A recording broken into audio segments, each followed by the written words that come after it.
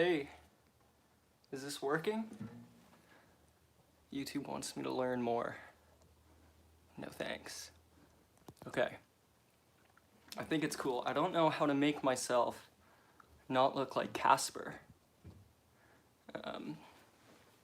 But from back here, it's a bit less egregious. Okay, I'm gonna access the stream on my laptop so I can monitor, comments and stuff. So if you guys can hear me, just let me know. I'm sideways. Oh, okay. That is good to know. That's good. You can hear me. Well, maybe here, I'll just turn it this way. Is that cool? Did that change things?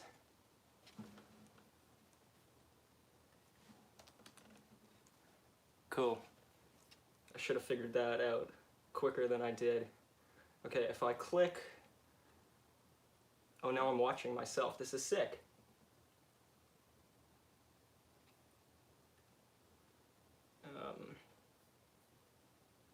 And then I can see your chats and stuff more easily so I don't have to look at my phone all the time.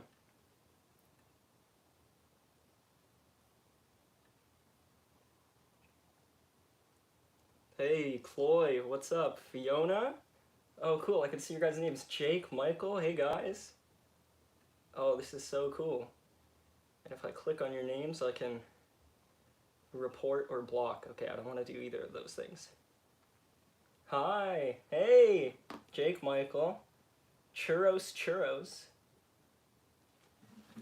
Look, I'm on my alternate account here, so I can even talk to you guys. But of course I don't need to do that, because you can hear me. Yeah, so I thought this would be fun, right? I can like play music. If you guys can hear me, that's the main thing. I know I look kind of washed out. I mean, I got a ring light on. What happens if I turn that off? Oh yeah, that looks like death. All right, we'll keep that on. So I'll just, who else we got? MLH, hello. Oh man, this is cool. Okay, so if you guys, death is good. Yeah, I've been wondering that myself this week. Today I want to say that death's not where I want to be. Maybe another day. Punk vibes, yeah. Okay, so I'll play some songs and I'll check the chat, after every song, and I don't need to just play music. I mean, I'm happy to answer questions or ask you guys questions. I mean, we get to communicate over the chat and in comments sometimes, but it's nice to actually be able to talk to you guys. So if you guys got anything you want to talk about, I'm happy to do that too. I don't got anywhere to be. It's Saturday, and I don't work on Mondays. This is kind of my Friday, so I'm happy to just hang out. I got nowhere to be, so churros, life is great. I agree, big time. Okay, so I'll play a song just to kind of get us started, so that you get your money's worth. We can say that I did it, and then after that we can do whatever you guys want. So I'll play something. Okay, this song is one I wrote. It's on my YouTube channel. Most of these are, if not all. It's called "A City Has Turned to Dust," and it's about racism mostly, and how racism sucks, especially in small towns where racists are surrounded by other racists and they think that they're not racist, and bums me out. So this is about that. It's called "A City Has Turned to Dust." Okay. I catch your eye as I approach your table. You act surprised, then quickly deny me. I'm not the warning sign. If I was, then why'd you ask me to come? You hoped I'd stay inside, but it was nice to invite me, and I will get by with the freedom that was stolen by people still bemoaning how time has crossed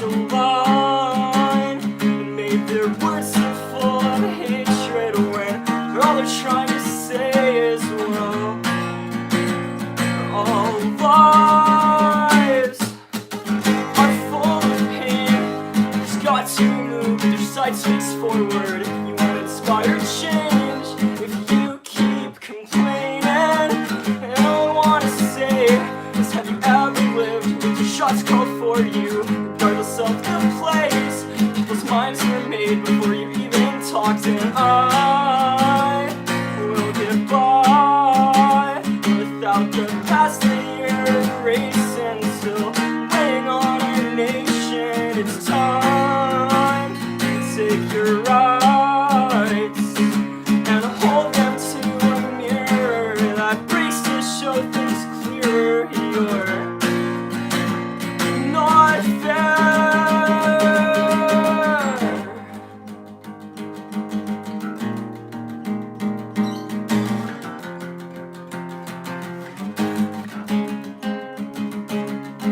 They say you should live responsibly. Don't dress how you want, keep your hands in sight. Don't stay out too late. Don't let your temper get the best of me. God knows I'll do what I have to when you cry. Just know this hurts me. These are lessons I'm sick of learning. Listen, you are a page God should have never written. I'm sick of higher powers. You are no higher power. Who are you to undo the progress made without you? These are lessons I'm sick of learning. Listen, you are a page God should have never written. I'm sick of higher powers. You are no higher power. Who are you to undo the progress made without you? There are people who are fighting for the things that some are dying for. The need to eat, the need to sleep, the need to just not be ignored. And you're bothered by their threat to you, as if more for them means less for you. Shift the blame, it's all the same, and still we will get by. How did that sound? Sound quality wise. I turned off my fans so that I don't have a whole lot of humming going on, but dude, I live in like a one room apartment and it is gonna get stuffy in here. Lovely. Fiona says, thanks. We got some clap. Oh my gosh. Sound quality, okay, no noise. Good. I will keep the fans off, and I'm cool just dabbing away my perspiration. Cool, that's great. I'll check my tuning periodically. I'm not used to having to do multiple songs in a row, so normally I just check the tuning once, give it a film.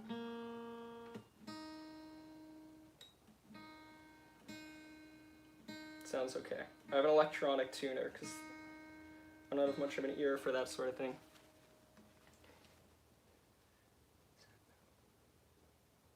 If it gets too hot, yeah. Thank you.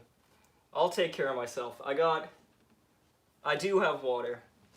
Thank you, Major Hydraulic. That was a great song, they say. Thank you so much. I do. I've got a big bottle of water. And maybe I'll change clothes at some point, but I wanted to wear this today. This oh, see, it's kind of washed out, right? But this has my beautiful dog, Copper, on it. This week, on Wednesday, actually, my banjo. Oh, I love these comments. This is so cool. Okay, so Fiona says summer folk festival vibes. Yes, yeah. All the folk festivals, they're all canceled in Canada. So this is the best we got. Like, it as sweaty as possible. Fiona says Copper, we do stand. Thank you. And Casey Bigelow, my good friend Casey Bigelow. Thank you, Casey. Yes, we do stand Copper, Fiona. I'm so sorry to say. On Wednesday, my partner and I, my fiance, we had to put Copper down. He was a 12-and-a-half-year-old dog, and he had a wonderful life. A year ago, my fiance and I, we drove across the province. You know, a province is like a state in Canada. And Ontario is the biggest province in Canada, and we drove across the whole province from the city I live in now to the opposite side of the province to pick up Copper, because now that I'm graduated university, I was away from my dog for 4 years, and I wanted to be able to spend his last couple years with him, because he would have been about 11 at that point, and we picked him up. And the pandemic was in full force, so I've been able to work from home this whole time, and you know, we didn't really get to take him to much dog parks or anything because of the pandemic, but I'm kind of grateful for it, you know, because I got to work from home the entire time. I spent literally like every hour of the last almost year with that dog. I'm sitting on his bed right now. Any time that I had with that guy after picking him up, I just considered bonus. Because when I went away to university 5 years ago, he was already 8 years older, so a big dog. I thought I wasn't going to be there when he finally had to go, and we spent this wonderful year together. He got to be in my videos, and you guys got to meet him. I'm so happy you guys like him. And yeah, this Wednesday, after about a week and a half, 2 weeks of not doing too well, we didn't want him to suffer. We didn't want him to have a single bad day, and it was clear that he was deteriorating. So we had to put him down. A vet came to our house, a vet that we trust very much, Brianna, my fiance. She works at a vet clinic. She's a vet assistant, so we got people that we trust very much. They came to the house. Copper had a great final day. He ate a big vanilla ice cream cone from McDonald's. He he had a lot of freeze-dried chicken. We went for a walk to the park, and he had a big bowl of edamame, because edamame was his favorite food. He's such a weirdo. He wouldn't even chew them. He just swallowed them whole, but I guess he loved the texture. And so I gave him a full bowl of edamame, and the vet came to the house, which I'm so grateful for, because vets have a way of making animals feel sort of uncomfortable, and I never saw that in him. He went out really comfortable. I think he went out really happy, but he was sore and he couldn't walk much, and you know, we paid close attention and we thought it was time, and so I was hoping he would still be able to be here for this live stream. But you know, I was also hoping he'd still be here for every day after, right? You have a way of hoping that animals are immortal, and anything less than that feels not fair. But I gotta try to put it into perspective and tell myself that 12 and a half years, I had him since I was 11 years old, you know, truly my best friend, and I got to spend the whole last year straight with him. We did so much stuff that I never would have thought we'd get to do. He climbed rocks, went to the beach, ate food he had never eaten. We went ice skating. I'm sure I'll be posting a lot of pictures of him and videos of him on my Instagram in the coming weeks and months, and for the rest of my life, you know. I'm wearing this sweater because he wasn't able to be here today. We just got this, actually, the day he passed. There's a woman who has a business here in Ottawa, and the business is called Bandanyas, Bandanyas. Man, that's a flowy word. I should put that into a song. Bandanyas. And she makes bandanas for dogs, and she makes, you know, scarves and stuff. And he loved her stuff. So we have a big bandana collection for this dude. You can see him wearing them in some of these pictures.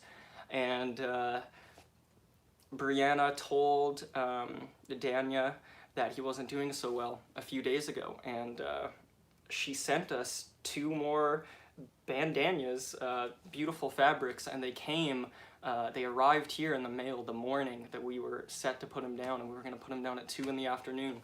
So if those things had come just a few hours later, it still would have been amazing. It's so cool that she sent them, but he got to wear them. He got to wear these 2 really styling bandanas. He got to rep the drip until the very end. And she also included this wonderful sweater with his face on it. I don't know, we didn't ask for it, and I don't know how she made it, but it was included, and it was wonderful. It made me cry. And he's even wearing a bandana in the picture. And so I'm not going to wear this sweater too often. It is sweet of her. Fiona, yeah. I'll check all the comments in a second. I'm rambling. But yeah, so sweet of her, and it's hot. And I don't wear a whole lot of solid black anymore. And also, but more than that, I just don't want it to peel. I don't want it to get too dirty. I've got a way of wearing shirts until they're rags, and I don't want that to happen to this guy. So this is my first time wearing it, and I'll just wear it, you know, on special occasions when I'm really missing him. But other than that, it'll probably be on a wall or something. So all that is to say, it is hot in here, and I might end up changing out of this copper sweater. But I wanted to wear it today. Let me check out the chat. Jake Michael, thank you. Sad, he sends some sad face and tears, thank you. Fiona says, I'm so sorry. A final year and day. My friend Casey, who I grew up with, he knew Copper from the very beginning. He says he's a special guy. I always remember how happy he was about absolutely everyone coming into the house back in the day. I'm so glad you guys got to spend those last months. Rest in power. Yes, thank you guys. Thank you for listening. I'm glad I got that out there. So while I'm on the topic, I thought I might play a song that I wrote for Copper when I just wrote it about 5 days ago or so, maybe 2 days before we put him down. At that point, we didn't know when we were going to put him down. We didn't know it would be that week. We didn't know how soon it had to be, right? We were just listening to him. And but I knew it would likely be coming soon, and so I stayed up with him till about 4 a.m. and I felt like I just had to get something on paper. And so I wrote this song for him. I still haven't quite figured out, you know, how to play it. I haven't played it much. I just wrote it, and then the day he had to get put down, I played it for him one time through. And there's a video of that. I don't know if it'll ever go anywhere, but I played the song for him. I'm happy I got to do that. And so just as a send-off in my Copper sweater, I'll try to play this song that I wrote for him this week. It doesn't have a name yet, but it's certainly about him. So I'll give it a shot.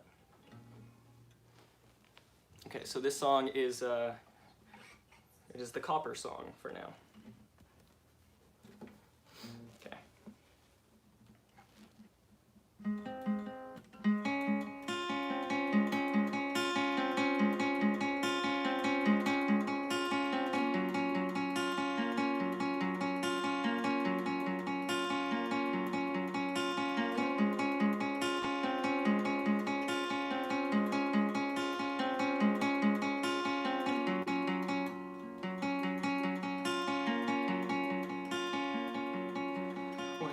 Finally close your eyes. What if I can't find you?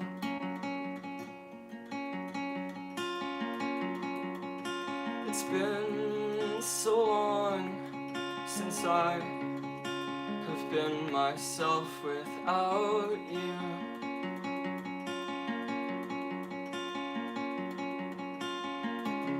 And when I felt I was 1 foot away, you were there with me.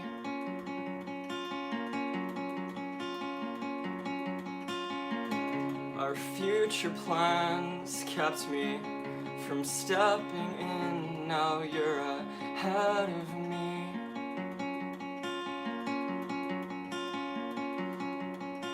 I wish I had been able to give you the life that I'll live. 'Cause lately I've been just straying behind. You age twice as fast as I'd like to. It seems yesterday you would endlessly play. Now I'm trying but can't understand. This is the end. This is the end.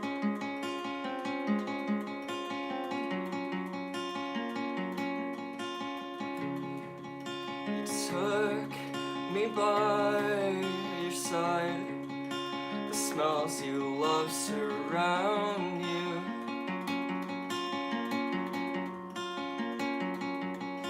You never question why, when my starving was my full view.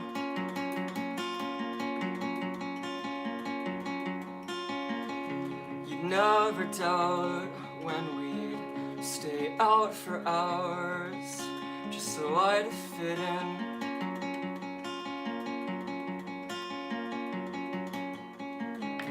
But when you'd ask if we could stay the path, I would turn us in.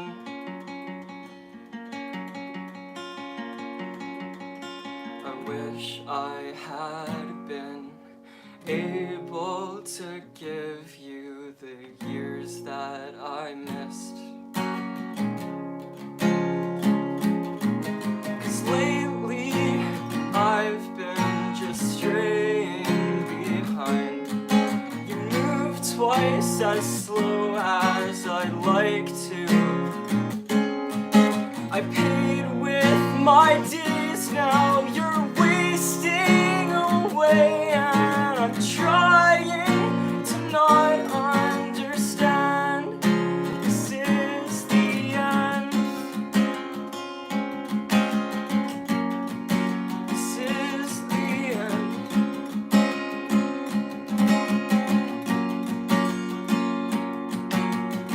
What good is preemptive lamenting? You're with me on the floor and sleeping soundly as I write this song.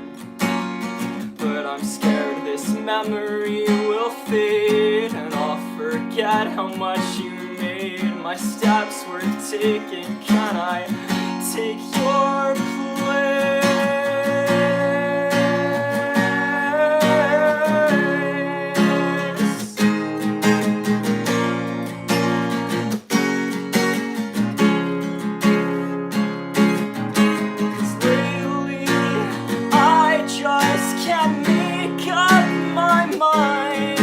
I'd like to feel strong, but I'd like to.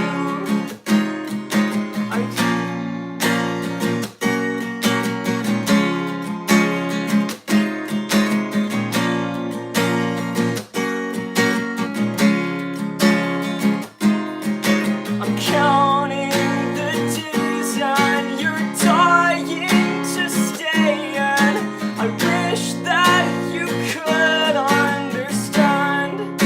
This is the end. This is the end.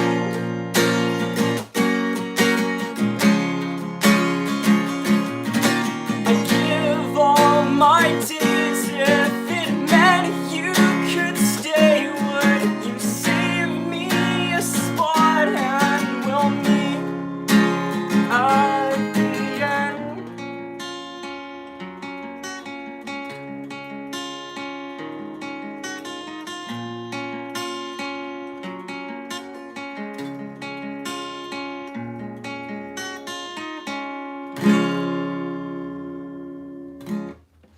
Something like that.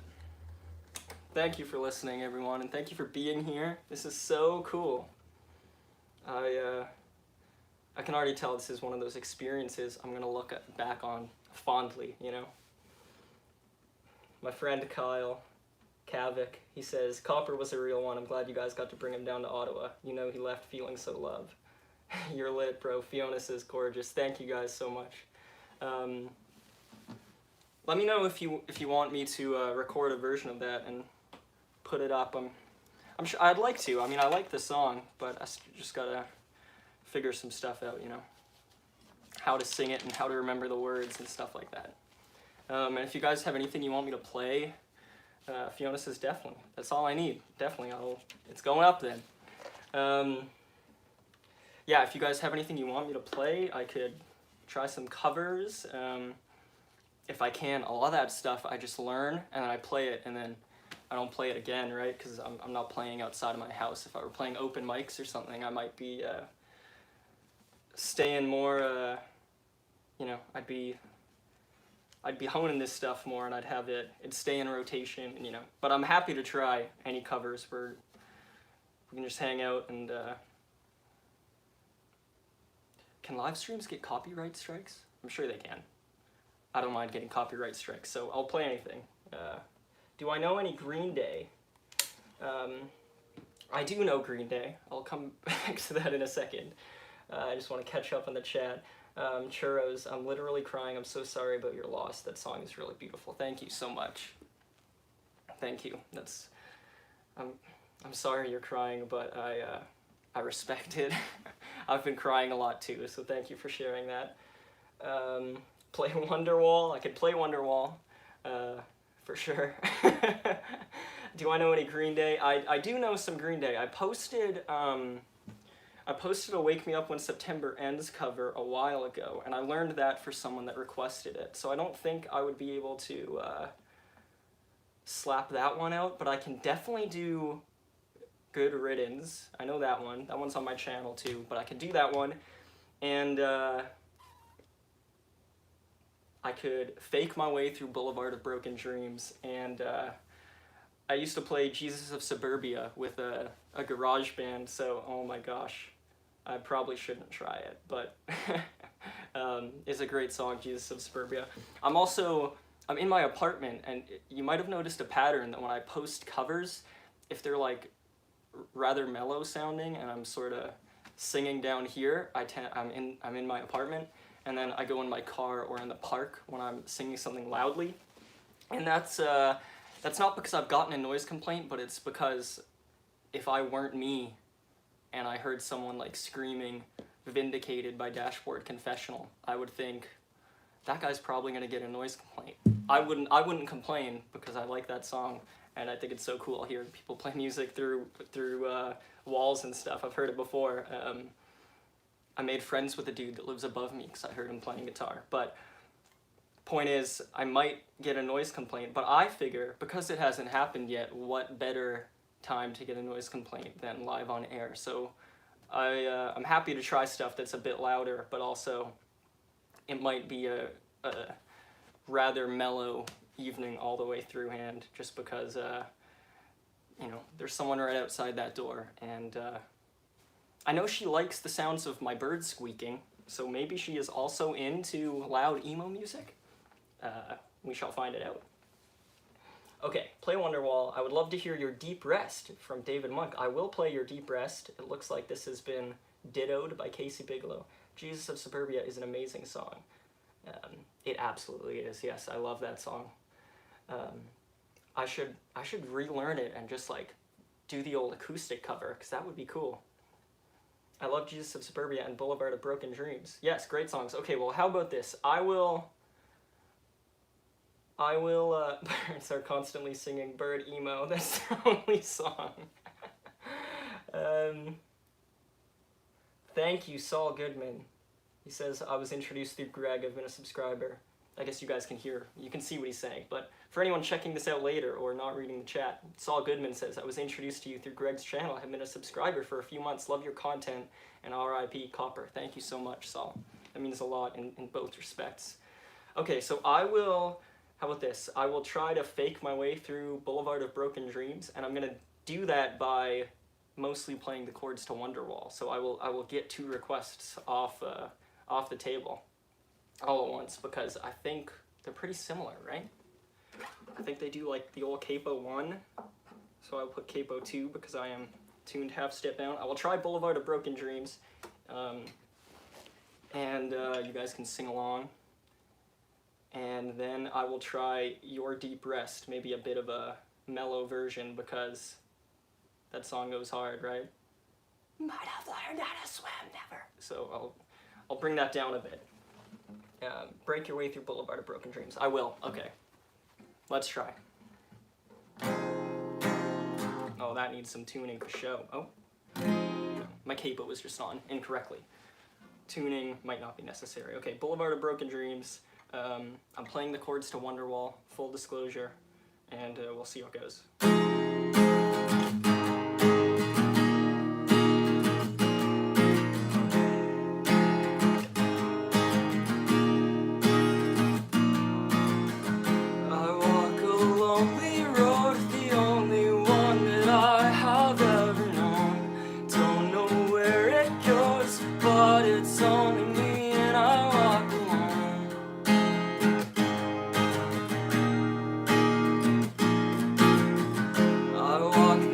empty street on the boulevard of broken dreams, where the city sleeps and I'm the only one, and I walk alone. I walk alone, I walk alone. I hope the chorus is also good. I wonder what it is. I walk my shadow's the only one that walks beside me. My shallow heart's the only thing that's beating. Sometimes I wish someone there will find me. Till then I walk alone.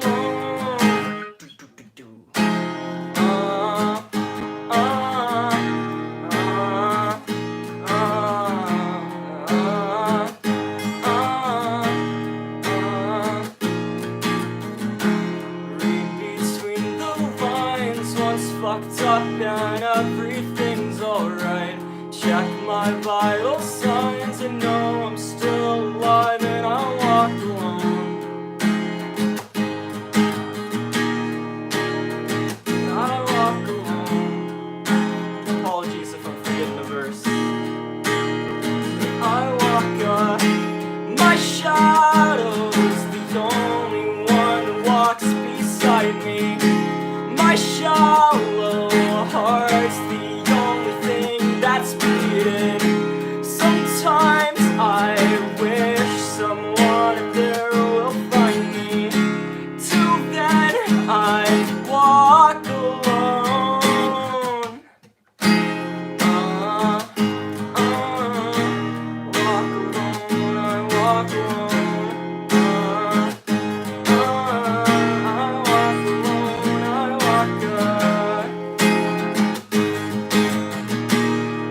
Guitar solo, right?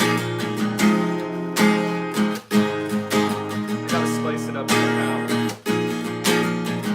Today is gonna be the day that we're gonna throw it back to you. By now you should have somehow realized what you've gotta do. And I don't believe that anybody feels the way I do about you now.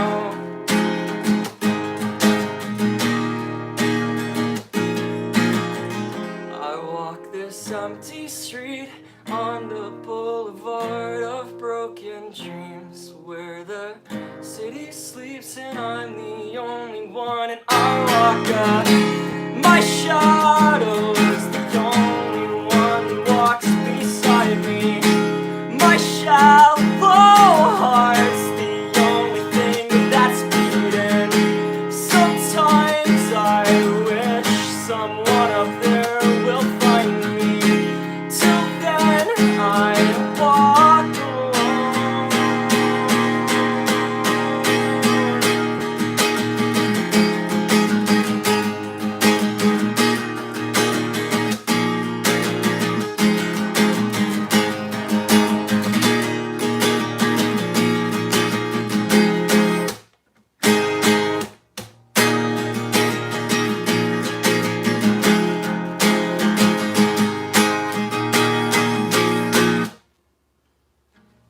There you go. Did I miss a verse? I very well might have. Let me know if I did, because if no one tells me that I'm gonna be lying in bed tonight, and at 4 a.m. the verse I missed is gonna pop into my head. I'm gonna go, should have sang that part about where he walks the lonely road the other way, or whatever it is. But that is a great song. That whole album is so awesome. It's the first album it's not the first album I bought from a CD store. That was Move Along by the All American Rejects, which I bought the same trip my older brother bought American Idiot, and so I considered American Idiot by Green Day with that wicked cover of the Heart Grenade. I thought, I was like, that is a Big Kid album. It looked so cool to me. And then I looked at the track listing, and some of the songs had like Roman numerals, and it was like songs within songs, and I was like, holy moly, I am not going to be ready to experience music like that for 10, 15 years or something. That's big kid stuff. And then eventually I checked it out. It was brilliant. Fiona says, one of those perfect albums for me where every song works so well together. Absolutely. And Jackson says, Green Day was the first band I got really into. Totally. That is a great first band because they draw from so many influences, and from there you can find so many bands you like and learn about so much music history, and I totally get it. The aforementioned Brianna, my fiance, Brianna just arrived. Hey Brianna, we're live, dude. Hello. 14 people here. Just heard you say hello. I had 14 people. One of them might be me. Oh no, I was 15. Oh, I just noticed. It went 15 to 14. Someone left. I was listening to you. Were you? Yeah? Yeah, while I was driving. Oh, cool. Using up your data for me. Thank you. Who else would I use it up for? I didn't think you would use it up at all. Barack Osama says, amazing voice, amazing guitar skills. Keep up the good work. Thank you. That's so sweet. Saul Goodman says, do you like the Smiths? I do like the Smiths. I don't know a whole lot of Smiths. I never went super deep, but what I do know, I really like. And the Smiths are one of those bands where I feel like most of the bands I really love were... Oh, you can open the door. It's cool. Oh, I know. Oh, okay. The Smiths is like most of the bands I really like were likely very inspired by the Smiths. So I've got to do a full-time run-through at some point, but I haven't done that yet. But I could try a Smiths song. I know I could fake a couple, I think. Fiona says, I was really into the Ramones and the Clash, so my dad gave me that album. Oh, that's awesome. Yeah, I mean, that's got to be, without those, there's not a Green Day, right? So that's perfect. Fiona says, hi, Brianna. Hi, Fiona. David says, whoop, whoop, you're worth the data. Jake Michael Jake says, the Smiths. Fiona says, Rubber Ring is one of my faves. Ooh. And then we've got, I'm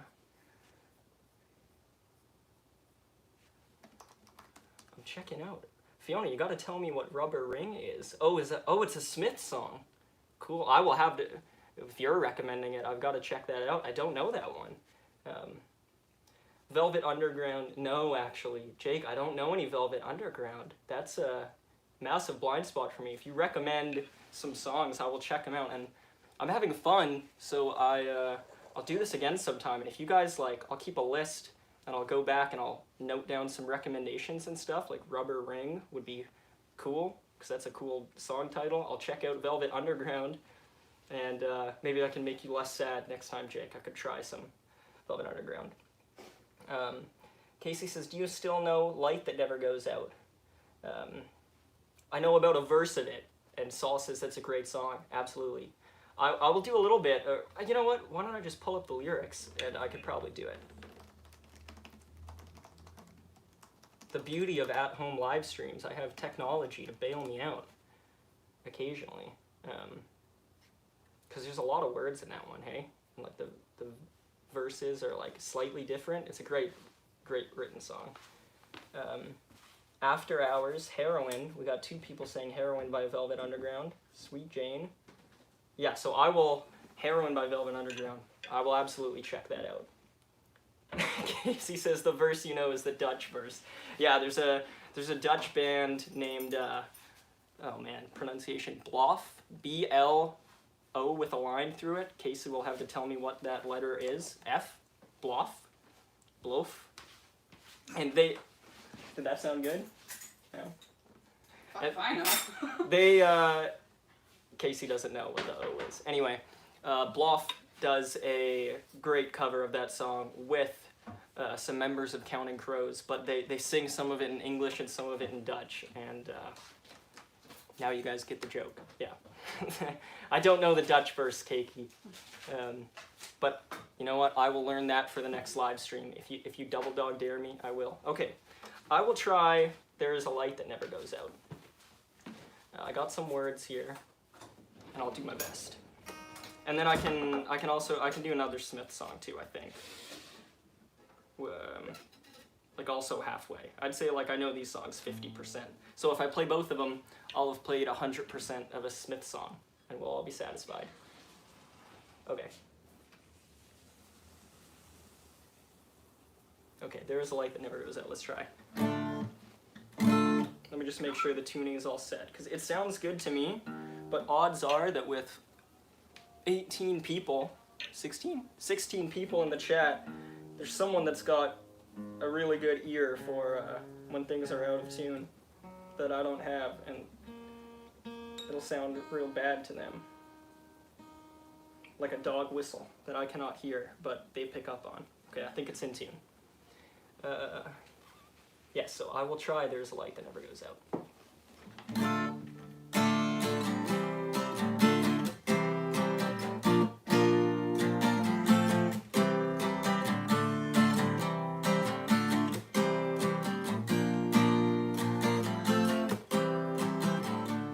Take me out tonight,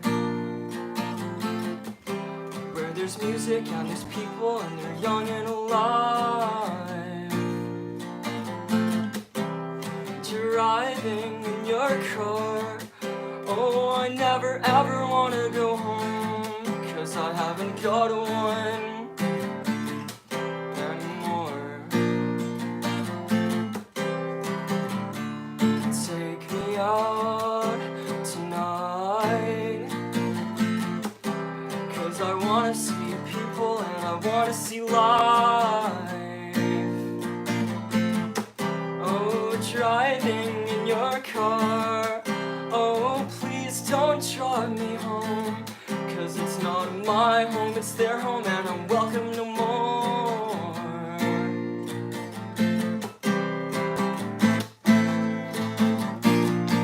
And if the double-decker bus crashes into us, to die by your side is such a heavenly way to die.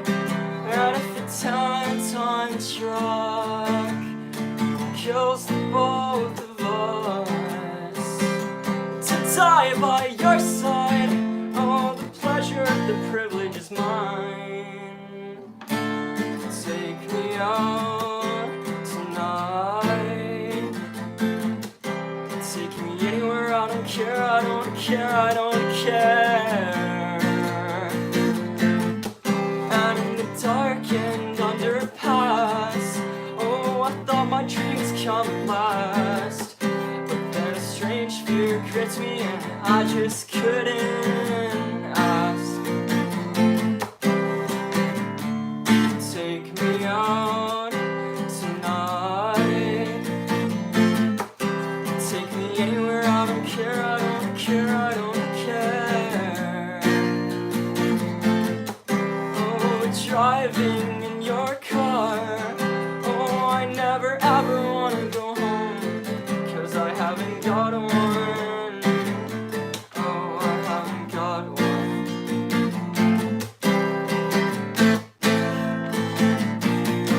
And if a double-decker bus crashes into us, to die by your side is such a heavenly way to die. And if the time truck kills the both of us, to die by your side, oh, the pleasure, the privilege is mine.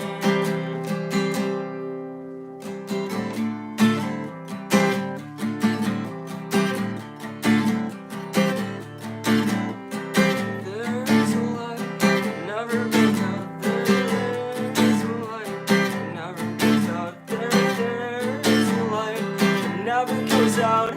There is a light that never goes out. There is a light that never goes out. There is a light that never goes out. There is a light that never goes out. There is a light that never goes out.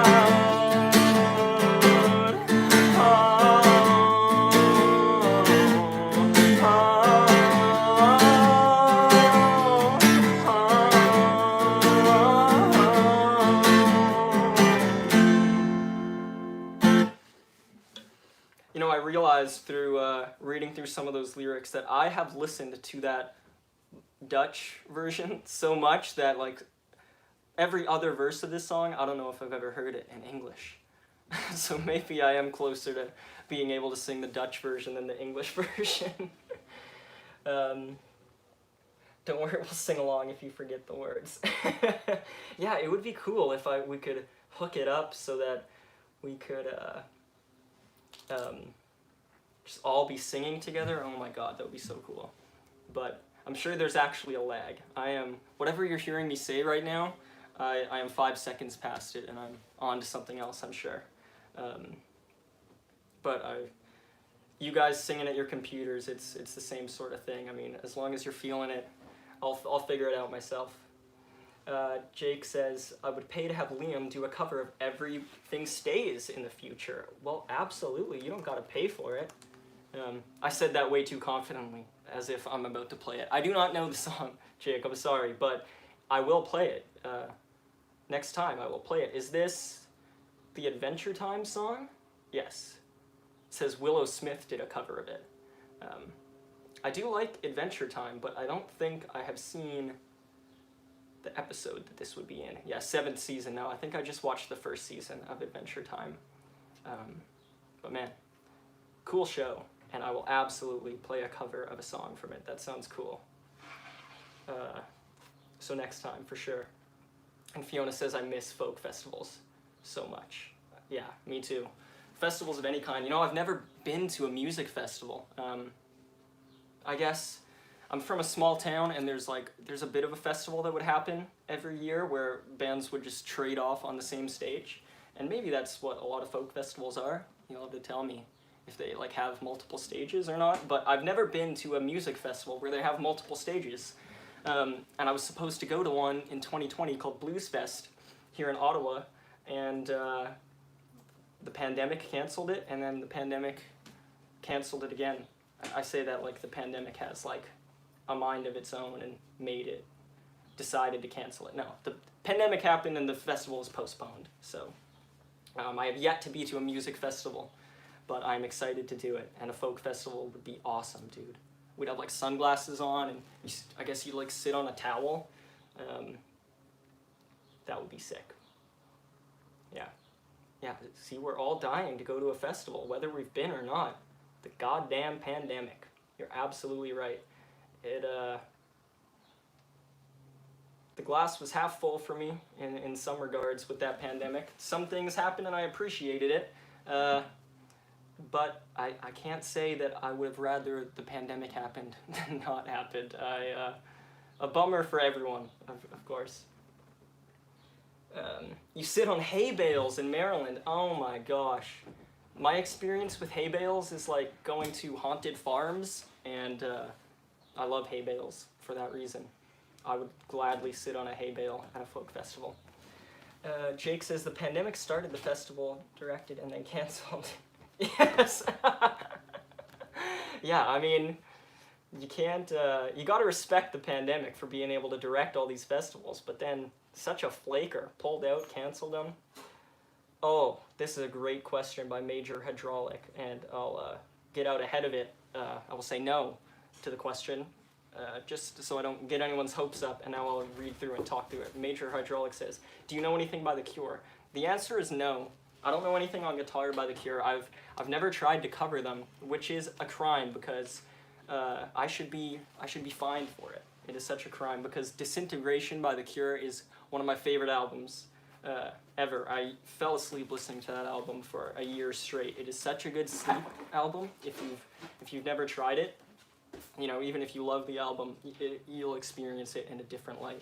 And so I pledge to you, Major Hydraulic, that I will cover something by The Cure at the next live stream.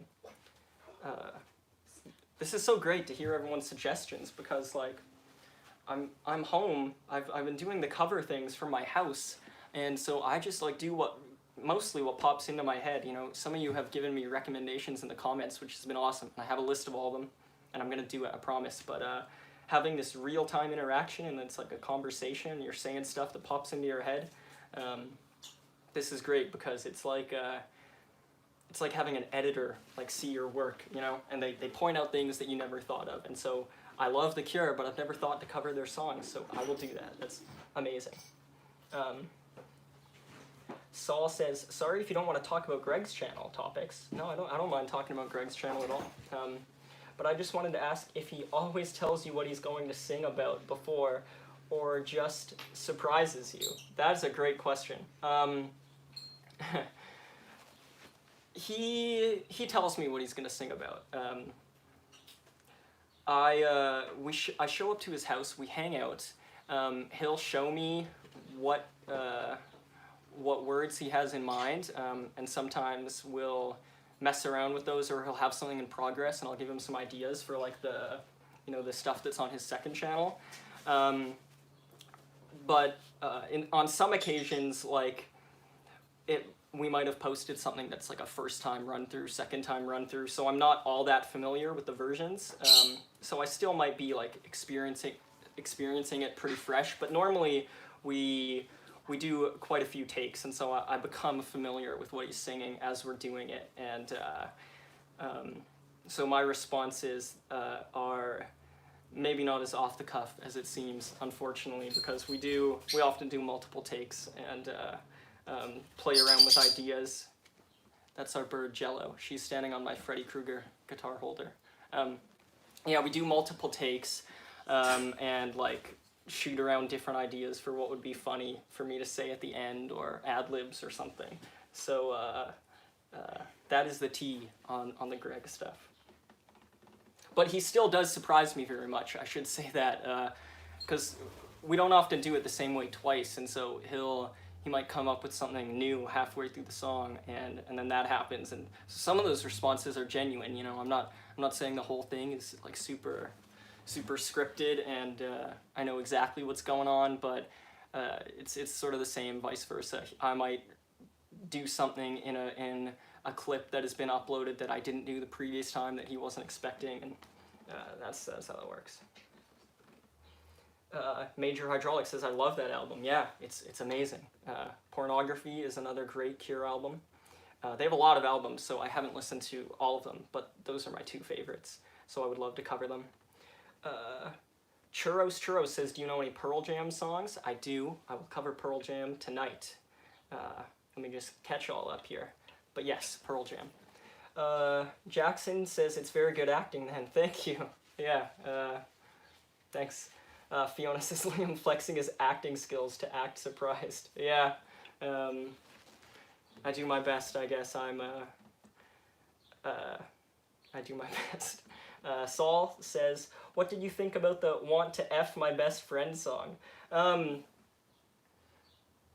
know, I gotta admit,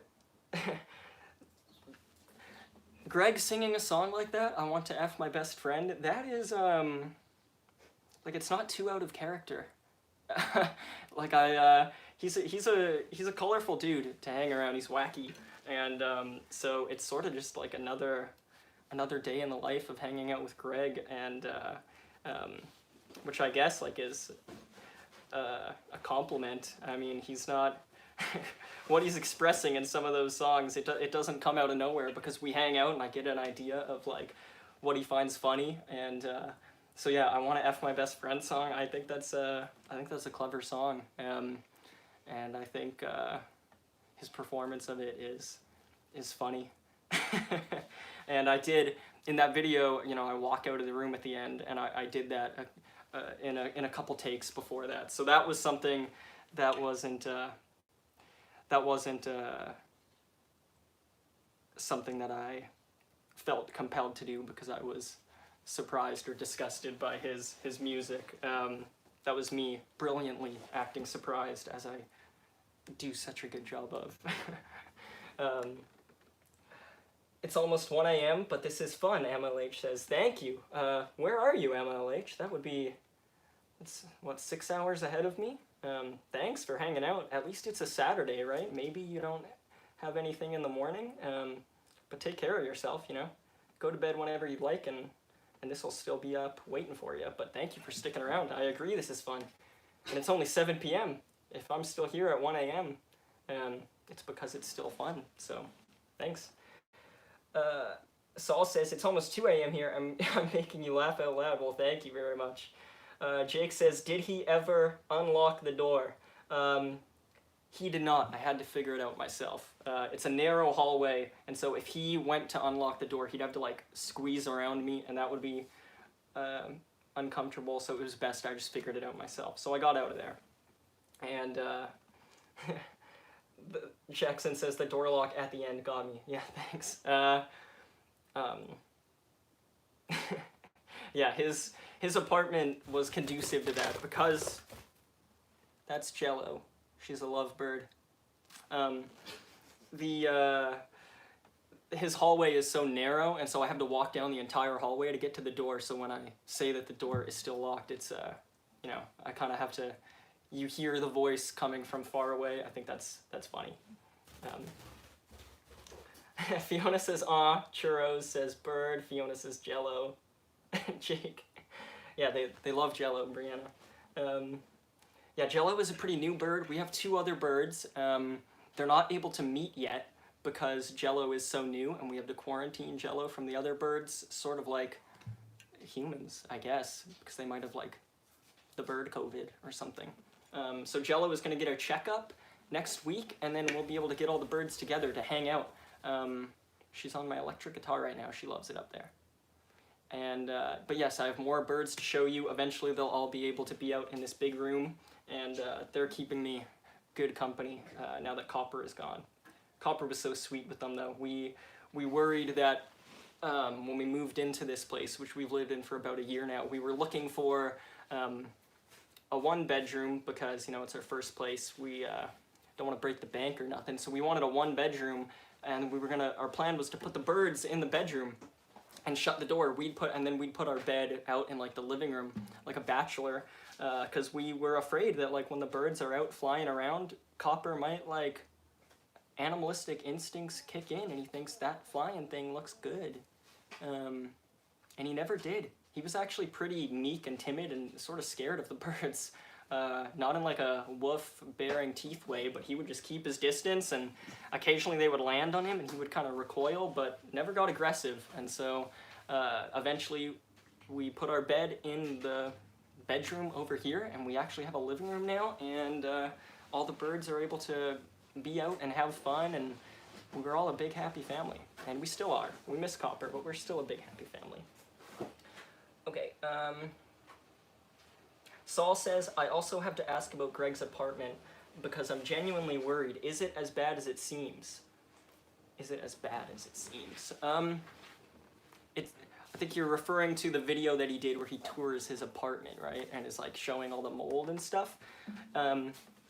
In that regard, I would say no, it's not as bad as it seems, because in being at his apartment multiple times, I never noticed all that mold and stuff. So it's not as bad as it seems in that video, because you gotta like look in deep crevices and stuff, and you gotta look up at on those shelves with all those like murky glasses and stuff. So I didn't notice any of that stuff, so it's not as bad as it seems. But if you're asking if that apartment video is like real, then the answer would be yeah. Like if I were to look closely in his apartment while I was there, I would have found that stuff. So Brianna is covering her face. So the answer is it's not as bad as it seems, but it is as bad as it looks. Okay, let me catch up here. Jake says, Liam really be a Disney princess, singing whilst the birds help him with house chores. Nice, nice. Yeah, that is always nice. I do like their chirps. And I get to learn the chirps too, because I didn't know birds before Brianna. She's a big bird person, and they got different chirps for different moods. Like they got sleepy chirps, they got I'm excited chirps, like when Jello catches her reflection. She raises her little wings and kind of perks herself up when she chirps, but then she also has sleepy chirps where she's sort of balled up and she's just like, kind of sounds like Predator. And that was me mimicking Jello. That wasn't even her. But that's what it sounds like. Yeah, so I dig the birds' chirps. Fiona says, oh yeah, I know, with fish sometimes they will fight each other if you don't gradually introduce them. That is so true. Isn't that true, Brianna? Yeah, she's nodding. Yes. Brianna has taught me a lot about animals and how you got to be careful with them. That is absolutely true. The fish will eat each other, and a lot of other animals too. I think you got to be careful. I mean, Jello is a lovebird. Our other two birds are budgies, and so we're gonna have to introduce them kind of carefully too, because Jello is rather small. You know, you just saw her, but in comparison to the budgies, she's got a chomping beak. She's got a thick beak that she could, like, I guess if she wanted to, tear the head off those budgies in one swipe, right? Yeah? Or she could at least tear my guitar strings off of my electric guitar in the next 5 seconds. I'll let you know if it happens. She's on it right now. 1, 2. She's sliding. No, I guess her beak isn't that strong. But yes, you gotta be careful with lovebirds and budgies. Copper sounds like the sweetest dog, Fiona says. Thank you. I think he was, you know. Churros, it's really sweet, and when animals get along together, absolutely. Yeah, birds have different chirps, Fiona. Saul says, thanks for answering my questions. Of course, yeah. By the way, I know that Greg chose to not reveal his real political opinions, but I wonder if you can give us any hint on something, or something. I can't, actually. He didn't, like, make me sign an NDA or anything. But I don't know much about the political stuff. Like, I don't really watch his political videos, just because it's sort of out of my depth, and in person we don't talk about that stuff much, and so I actually don't have anything to offer, unfortunately. I appreciate the question, though. It's a good question, but I got nothing. I'm sorry. Major Hydraulics is tiny dinosaurs. Yes, they are very much like tiny dinosaurs, little velociraptors. Okay, so I'll play another song, and then I will keep up with the chat again. This is fun. I was worried that I wouldn't have enough songs, man, but the chatting thing is going a long way, and it's a lot of fun, and I hope you guys are liking it. And if you ever want me to just, like, yo, stop reading the chat, play some songs, I'm down to do that too. So just let me know. But I will play a song now. The most recent recommendation I remember, I've been going on so long I'm losing track, was, okay, we got a Pearl Jam request by Churros, and we got Fiona saying, do you know any Ramones? So I will keep those in mind. So Pearl Jam, yes. I'll do a Pearl Jam song. And Fiona says, do you know any Ramones? Fiona, the only Ramones song I know how to play myself is Pet Sematary, which I put on my channel. I might have to refresh myself on it, but I can do like a folky version of that. That's about all I got. One of my bandmates loves the Ramones. That's like one of his favorite bands, so I've really got to check out more. In fact, recently I heard Bozo, I think Bozo Goes to Bitburg. Fiona says that was a great cover. Thank you. Yeah, I'll play it if you want. I'd be glad to play Pet Sematary. Bozo Goes to Bitburg, I think is what it's called. Might be Bonzo, if you let me know, Fiona. But I've heard that song all throughout my life because it's in School of Rock, and I always thought it was catchy. And then I heard it again recently on a friend of mine's live stream. His name's Christian Hanna Horror, and he talks about horror movies and stuff. That's like my other biggest passion is horror movies.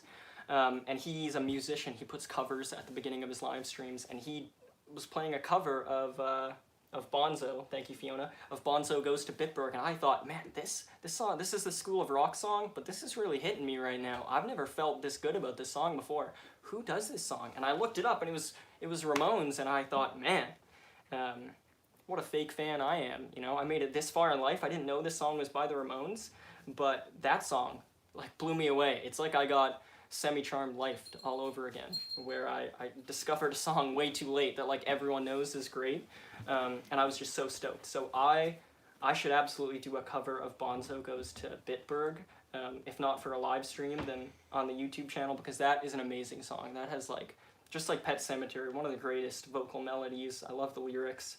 And those are the only two Ramones songs that I'm super familiar with. Blitzkrieg Bop, I guess I know that song.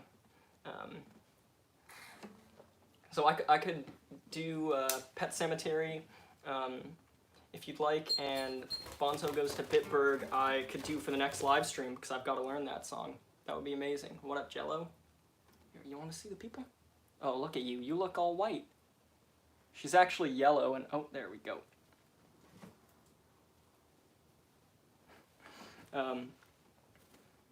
But for now, Jackson says, you have really cool hair. I've basically copied it. Thank you. Isn't that the way hair goes? Like, you see someone with hair you like, and then you do a similar thing. That's definitely how it was for me. Like, with the red hair, I always thought that, like, the dude from Seether and Kurt Cobain from Nirvana, Gerard Way from MCR, I thought, man, red hair looks cool. And once I got into the habit of dyeing my hair, that was just the next way to go, so thank you. Cello is cute, yes. Okay, so I will do a Pearl Jam cover. I'll do my best. It's been a while. And then we'll see where we're at. How about that? Okay, I know a number. I have a Pearl Jam cover of Nothing Man on my channel, if you ever want to check that out, churros, if you haven't yet. But I'll play a different one for now. 'Cause Pearl Jam, that was one of my favorite bands when I was a kid, so I know a good amount, I think. I'll try this one, Capo. Okay, so this is a song by Pearl Jam. It's called Black.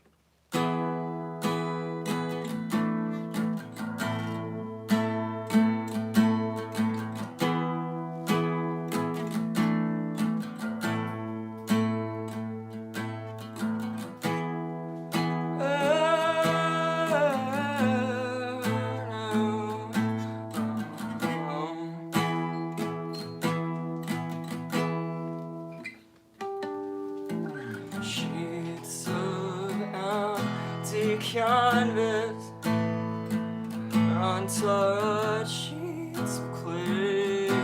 Now, laid spread out before me, as her body once did.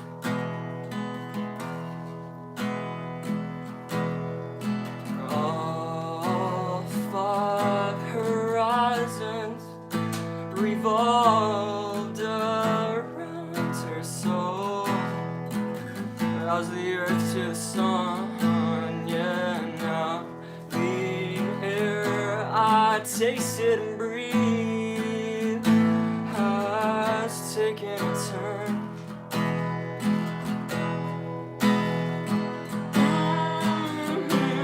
And all I taught her was everything. Oh, how quick the sun can drop away.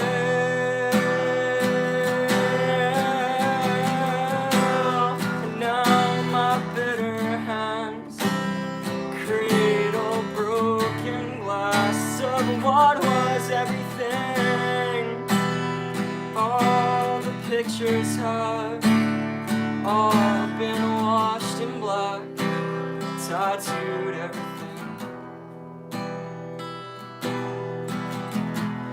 I take a walk outside, rocks surrounded by some kids who play. Ooh, I can hear their laughter. Oh, so why do I see her? Oh,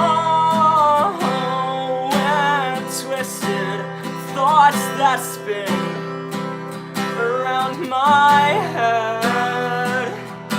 I'm spinning. Oh, I'm spinning. How quick the sun can drop away.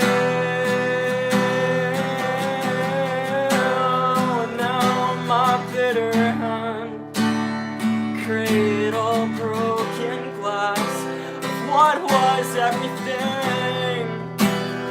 All the pictures have all been washed in black, tattooed everything.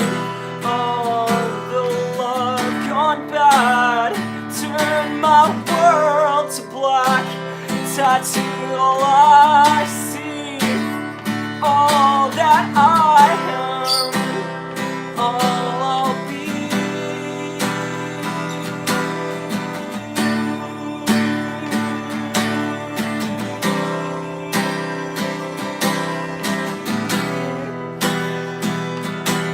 Honey, someday you'll have a beautiful life. I know you'll be star in somebody else's sky. But why can't it be? Well, can it be mine?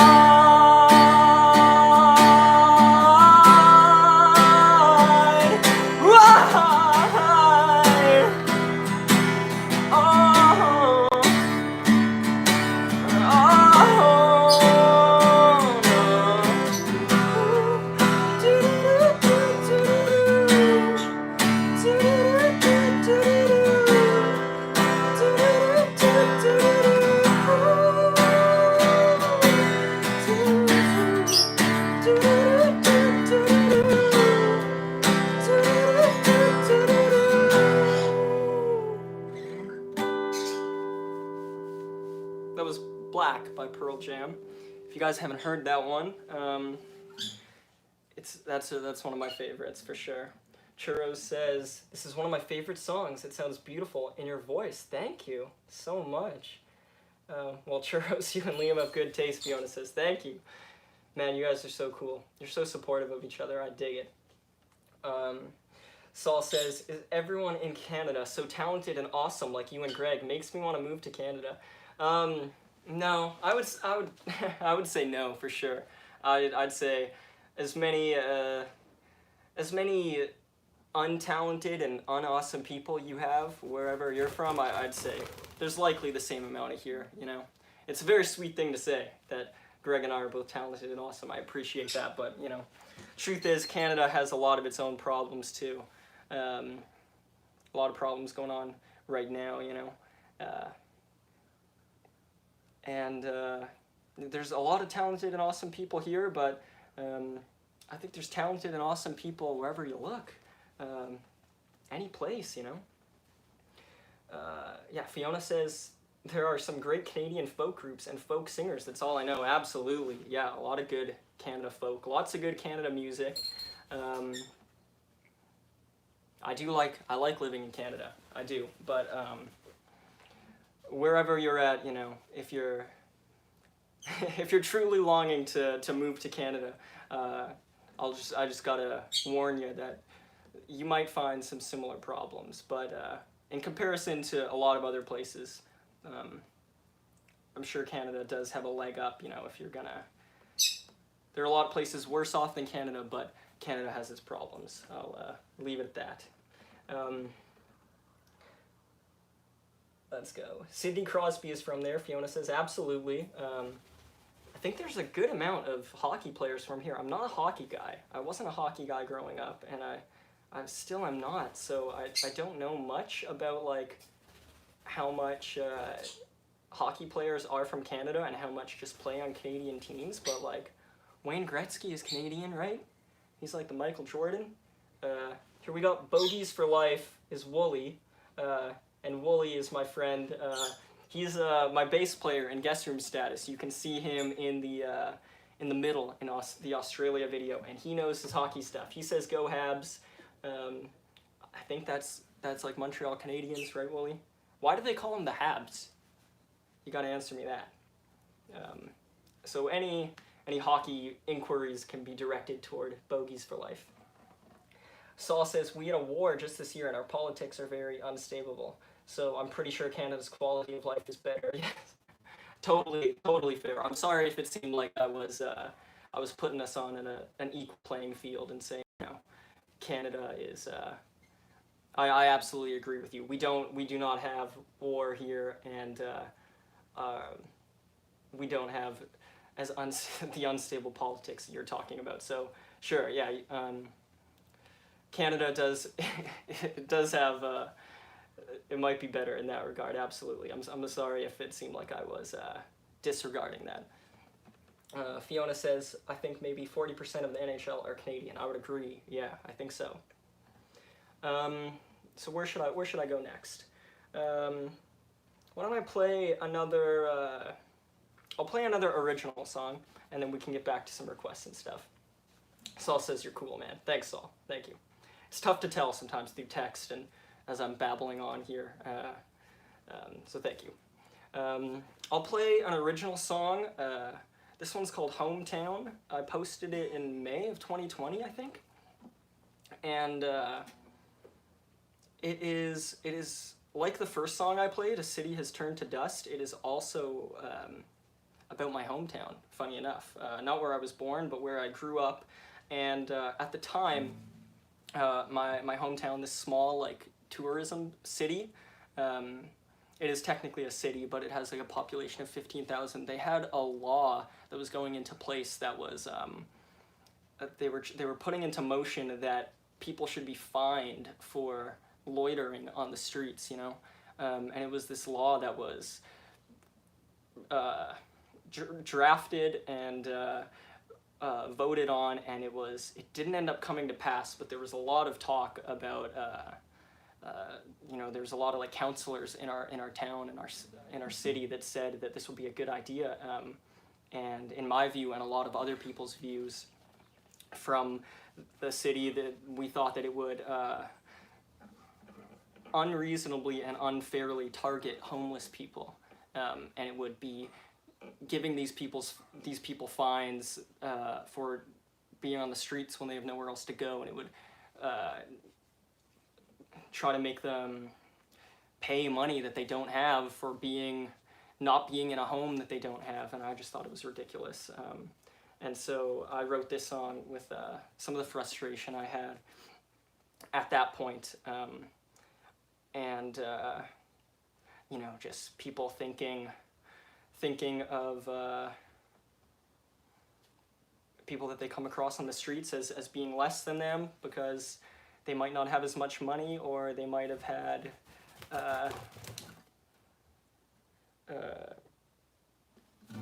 hey Jello, you know, you don't know why someone is on the streets, and I just think it's ridiculous to think less of those people, and it's even more ridiculous to target those people with laws that are going to fine them or put them in jail or something. And so this song is about that. And then I think a few days after I posted it, George Floyd was murdered by the police officers, and it just like became even more clear to me, you know, and I was seeing stuff on a broader scale that was just that's sort of what I mean when I say that Canada also has its problems. It's just that when the George Floyd thing happened and protests are happening all across America, all across Canada, all across the world, but a lot of the focus is on America and America's problems, and as it should be, America has a whole lot of problems, but then I reflect on my small city in Kenora, and I'm thinking that like they're not doing that much better, and it could have just have easily been an Indigenous person in my city being murdered by police officers, and you know, just policing systems have got to change, and people's racist views have got to change, ideally. And so I'm going to play a song about that. So I'll give that a shot, and then I'll catch up on some of these comments, okay? So the song is called Hometown, and this is Jello's first time hearing it, since she's new, so we'll see what she thinks about it. Oh, you know what? Before I slap it down, I've got my songbook here, and I'll just put the lyrics that I wrote in front of me, just in case the beauty of playing at home, I can do stuff like this. Because again, it's been a while. I write these songs and then I move on because I don't really have a venue to play them. So I haven't played this one in a while. So it'll be fun to revisit it. So the song is called Hometown. It's on my YouTube channel.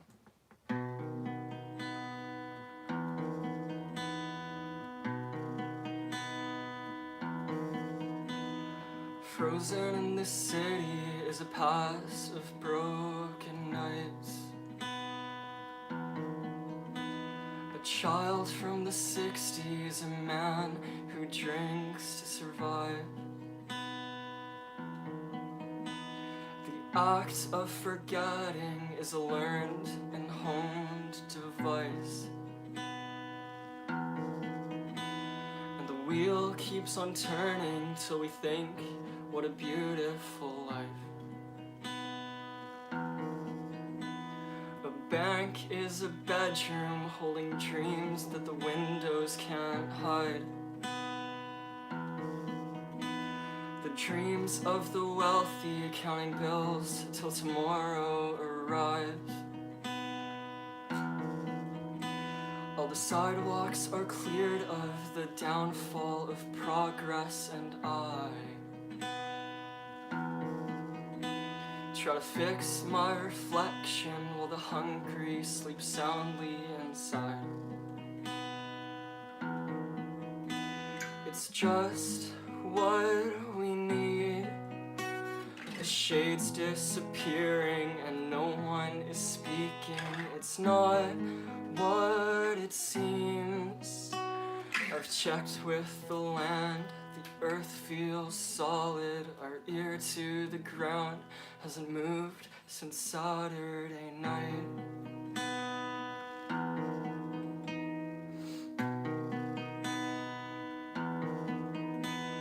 A loss is a lesson in keeping our children alive.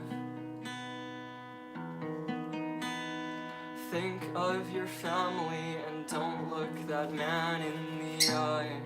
Thank you, Jello. It's sad that they're hurting, but we've got to keep ourselves in mind. If we're not complacent, then who will sleep soundly at night? It's not what it seems. I've done this before and I know that it's working. It's not what they need. I've checked with my dad. The city's still solid. Our ear to the ground hasn't moved since Saturday night.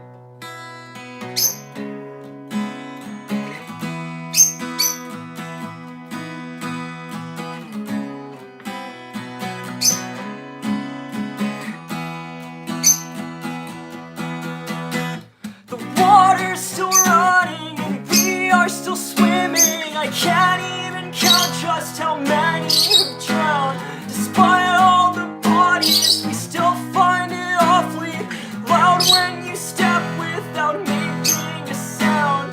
The traffic's still moving and we are still laughing, so don't cut us short with your hanging around. Despite all the bodies, just pick up your bodies. I need space to scream in this beautiful town. It's not what it seems. A man in an alley is sleeping soundly. It's too much to breathe. His inevitable place is just where we left it. His ear to the ground hasn't moved since Saturday night. So that was Hometown. There's a version of that on my YouTube channel. Okay, let me check out what's up with these comments. Okay, so I think I left off with Bogies for Life, my friend Wool. He's saying, some guys from New York, I think, called the habitants of Canada. Although it's wrong, it caught on, thus habs. That is hilarious. Jackson says, I like this one, thank you.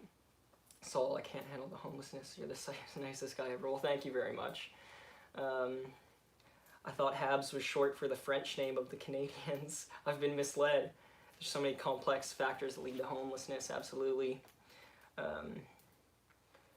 I was confused too. I think the H in the logo is technically for hockey club, but it's all sorts of meanings now. Man, tracing like the epistemology of different teams and brands and slogans and stuff is so fascinating. They come from the strangest places and they catch on, don't they?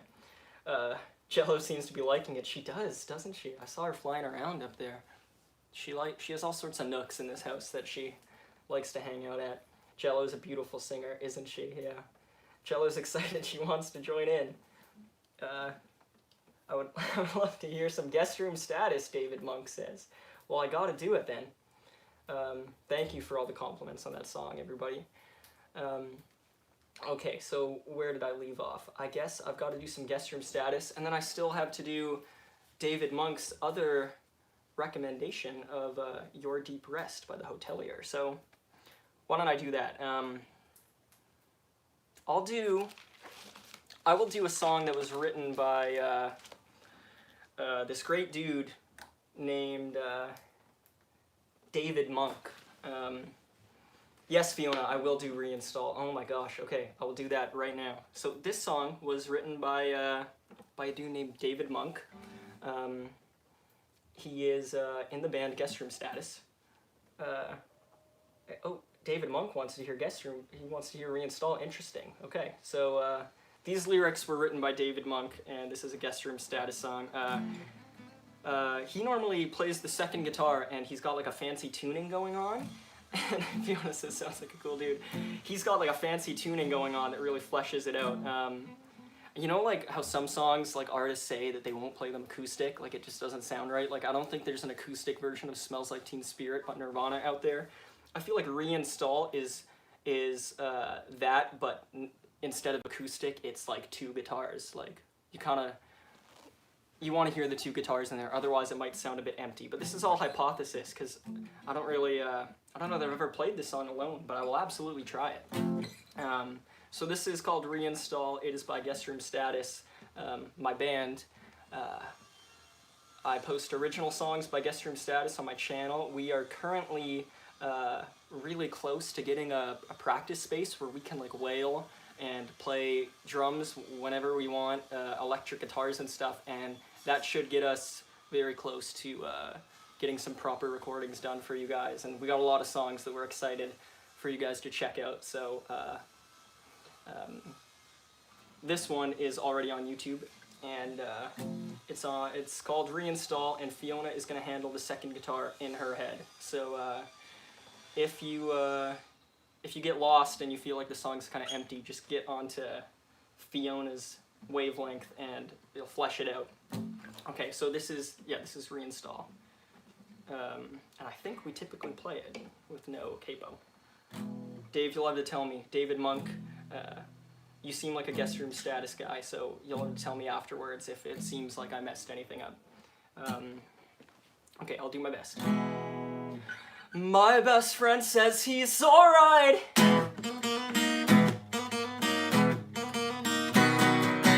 That's why he's just called me twice.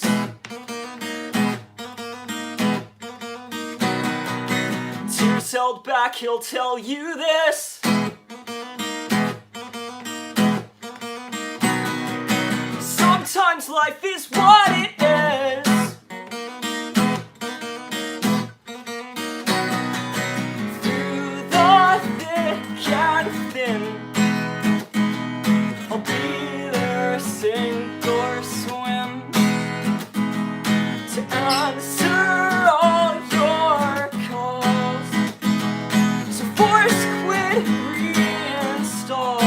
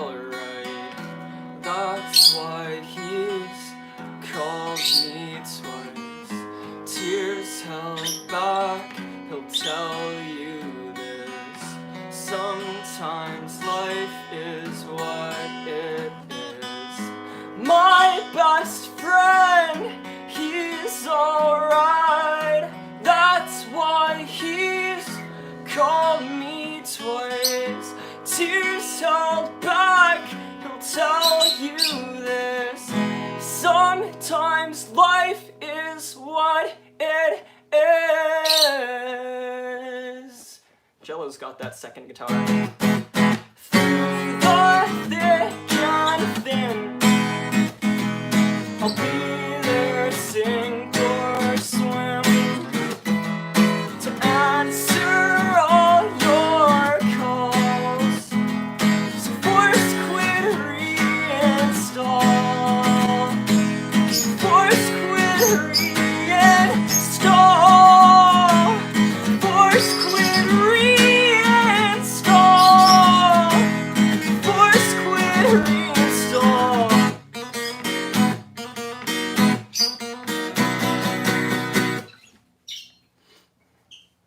Something like that. Thank you, Jello, for the assistance. Thank you, Fiona, singing the second guitar part in your head. I'll just check in what you guys are saying and dab my little forehead. It's actually not as hot as I figured it would be. We had a heat wave a couple weeks ago, but now it's not so bad. Okay, Fiona says, I'll telepathically send you the music. Thank you.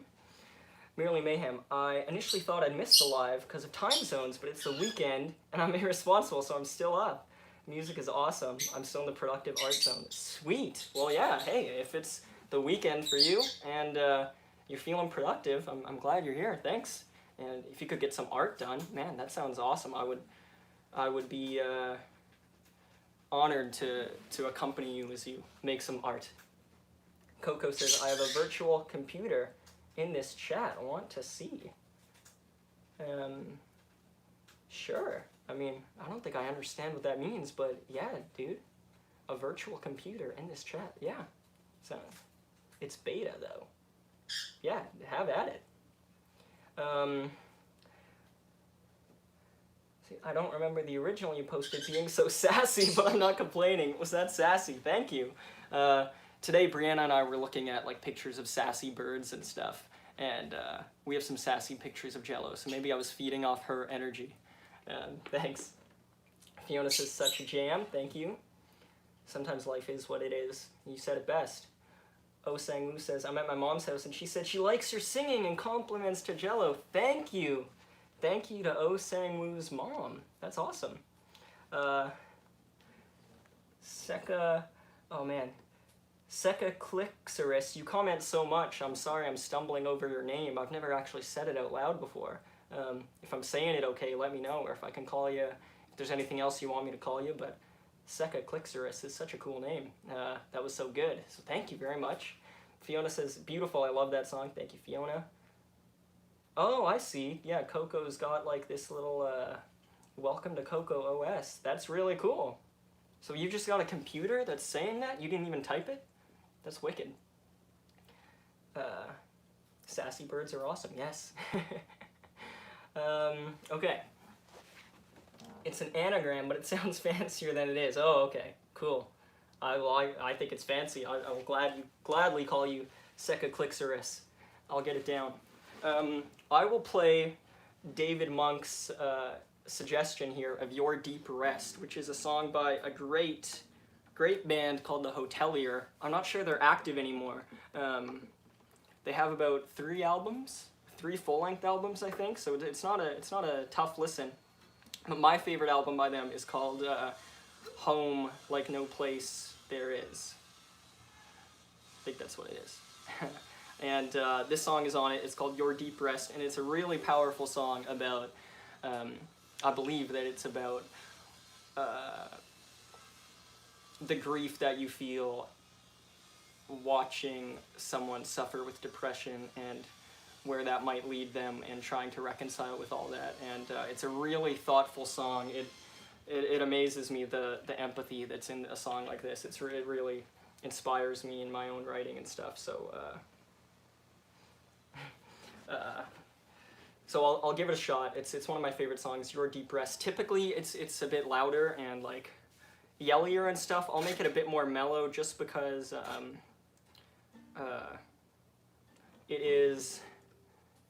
it's only 7:30 p.m. so it's not like I'll get shut down. I'm not afraid of getting shut down, but like my nice neighbor next door, who is very nice, she likes the birds, she might be like sitting down to eat her dinner or something. She might have like an episode of Bones or Criminal Minds on, and if I just start screaming at her about like wanting to help someone with depression, it might kill her Saturday vibe. So I will be a bit more mellow with it. But I also have a cover of this one on my YouTube channel that I posted last summer. So if you want to hear one that's a bit more accurate to the song, you got that. And Merrily Mayhem says, I've only listened to the Goodness album by them, but I really liked it. That's really cool. See, most people I talk to, they only know that Home Like No Place is their album. And then they might not have listened to Goodness, which is their last album they put out. So I think that's really cool that you've only heard that one. And if you like it, I would definitely suggest checking out the one before it. But they are two different sounding albums. I know people who love them both, and I know people that just prefer one to the other. So you might be more onto the Goodness train, but it's worth a listen. And if you like this song, it's on that album. So you can check it out. Okay, so this is Your Deep Rest by the Hotelier.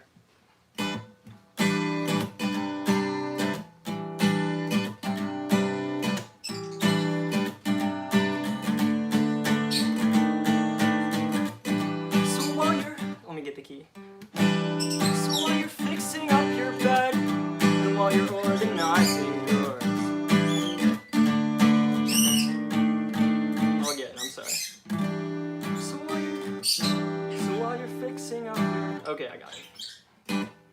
So while you're fixing up your bed, and while you're organizing drawers, could you just listen to the problems had with problems of yours? And what's that note you're writing there? Why are you giving me this back? This was a gift from when we met, back when you weren't so upset. I called in sick from your funeral. You can tell I'm used to screaming this song. The sight of your body made me feel uncomfortable. I think I got it. Well, I couldn't recognize your shell.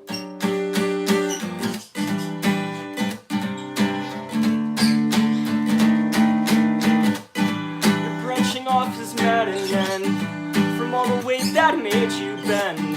And while you tried to shed your leaves, you pined for warmth, as they said. Your lack of love for your dear self is sapping all of us here out. Trace the roots back to the ground, work out the knot holes for yourself. I called in sick from your funeral. Jello, you're so emo. The sight of your body made me feel responsible. I found a note you left behind, little hints and helpless cries, desperate wishing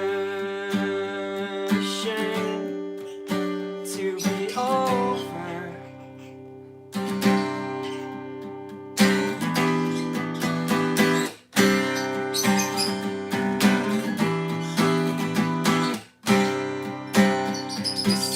Trapped in your body, you're getting deeper every day.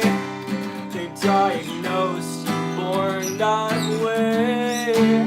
They say it runs in your family. Constant erasure, working class background, where despair trickles down. Imbalanced chemical crutch, open up, swallow down. You say remember me, for me. I watched you set your spirit free. I called in sick from your funeral, and sick. I called in sick. Tradition closure nearly felt impossible. I should have never gave my word to you. Not a cry, not a sound. Might have learned how to swim, never taught how to drown. You say remember me, for me. I watched you set your spirit free. Thank you. Thanks for checking that out, everyone. Sticking around. My gosh, 11 watching. That's amazing. Okay, let me catch up on some comments here. Okay, Seka Clixerus. I gotta practice it. Seka Clixerus says, your deep rest, it's good. Doing stuff off the cuff is hard. You're doing fine. Thank you so much. Yeah. Thank you. That means a lot.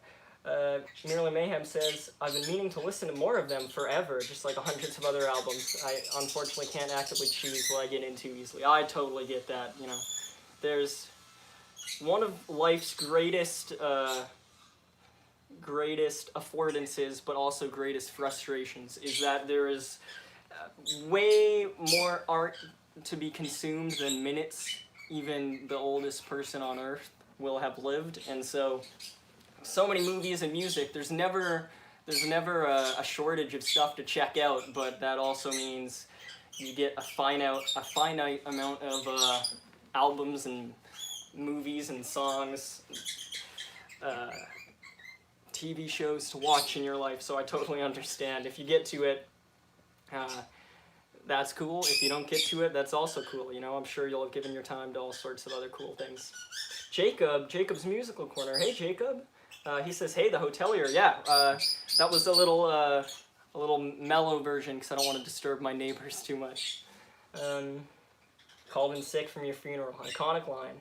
The lyrics truly feel special. Yes, I'm absolutely with you, Marilyn Mayhem. It's just one of those songs that I think will totally live on. I think the whole album will live on, but that song in particular is just like, I think that's just a staple of songwriting in general. Fiona, this is great. The theme reminds me of Love Is Only Sleeping by the Monkees. Oh man, Monkees drop. I'll have to check that out. I love 60s music.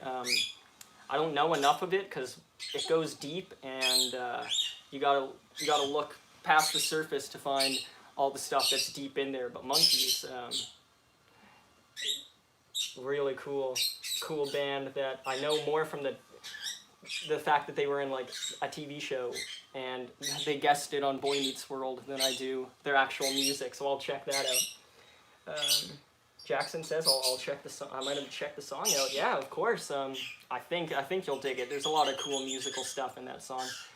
Jello, you are into it, aren't you? I think that is her sleeping sound, because she's all poofy up there and her eyes are closed. So that's one of the distinct bird sounds that they make. That's her sleeping. She is dreaming of hunting Arnold Schwarzenegger in the jungle. So little time, so much music, so true. Feelings on Death Cab for Cutie. I love Death Cab for Cutie, particularly the album Transatlanticism, so I would be happy to play something from there.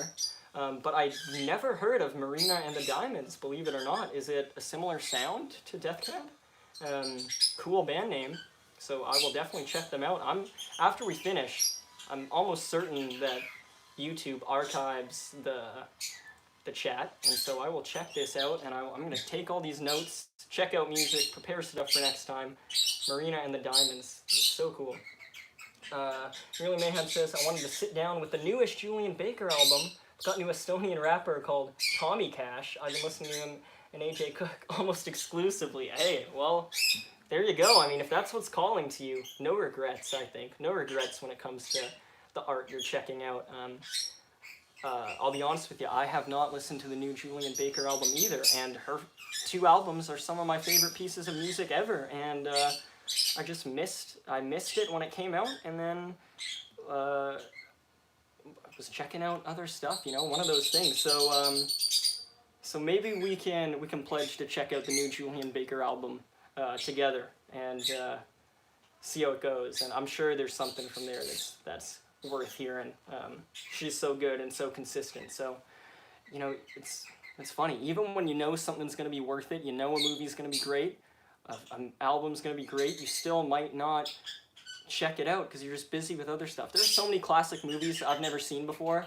I love movies, but sometimes, like, thank you, Jello. I agree. I hate when I'm like talking to someone and they're like, oh, you like music, or oh, you like movies, and then maybe like a little later on they'll bring up a really popular album or a popular movie, like say like The Godfather, and I haven't seen The Godfather, and so in that case I would be like, I've never seen The Godfather, and then that person, they might be like, you've never seen The Godfather? I thought you liked movies. Like, what are you doing? You're no movie fan. You're no music fan, right? And the truth is that there's just so much stuff out there to check out. People find stuff at their own pace, and point is, no shame in not checking anything out or listening to something on repeat. You know what I mean? So, perhaps we will check out the Julian Baker album in the future. Transatlanticism is everything, of course. Oh man, there's so much stuff. I gotta stop lingering on a comment for so long, because now I'm scrolling through the chat. Hopefully I'm not getting too off the rails here. You guys let me know if I am. There's so much guilt just rewatching stuff when there's so much I've never even seen the first time. Yeah, I understand what you mean, but also, if you're rewatching stuff because you like doing it, then I don't think there's any shame in that. We consume art because we want to enjoy ourselves, mostly. Maybe you're trying to learn something, but typically we're just trying to enjoy our time, and if that means, like, last night I watched Friday the 13th Part 5 with the commentary track for the second time, and my movie to watch list, like my watch list for movies, is so long. And just in the Friday the 13th series, there are a bunch of those movies I haven't heard the commentary tracks yet. But instead, I decided to check out the commentary track to a movie that I just listened to with the commentary a few days ago, right? Like, it's ridiculous. But, we do what we want, really. You're not hurting anyone. They say live every day like it's your last, and if that means checking something out that you already love instead of checking something new out, there's nothing wrong with that. Okay, let me catch up here. The 60s were 60 years ago. Please say psych. Oh my gosh, yes. I think of parents from the 60s, because a lot of my friends, their parents were born in the 60s. I think of those people as being like 40 years old, right? And then it occurs to me that they very well might have hit 60 years old plus at this point. My gosh, yeah, I'm with you there. 60s music is my mainstay. Yeah, I've got a 60s cover coming up in about a week or two. I'm planning it for a specific occasion, the beginning of July, but I've got a 60s cover that's going to go up. So much guilt rewatching the same things. Yep. Transatlantic is everything. First cover I posted. Oh, you have covers, Merely Mayhem. I will absolutely check those out. Oh yeah, I would love to hear what you covered from that album.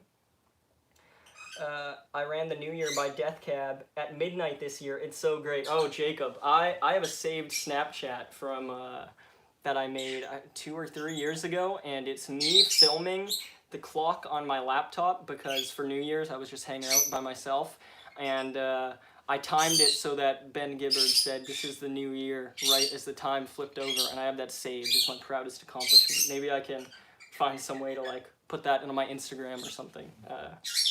Yeah, that's a great feeling, and it's one of those songs I'll definitely cover come January 1st at some point.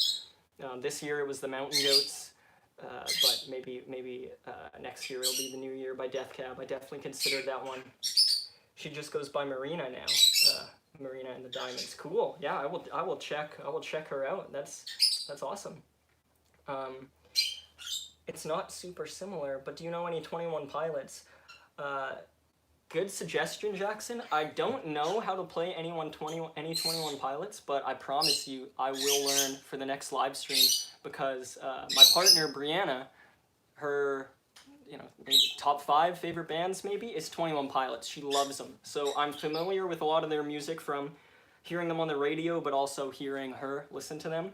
And so I would be glad to figure out one of those. So I don't have anything for you right now, but I can learn some 21 Pilots for sure. I would like the new stuff of Melina. Cool, I'll check them out. The Sharpest Crayon. This is my partner Brianna. She says, "On my way to wrangle the raptor, don't worry." So she must be she's gonna enter the room at some point and wrangle Cello's chirping. Fiona, I feel old. George Harrison's epic album, All Things Must Pass, 50th anniversary.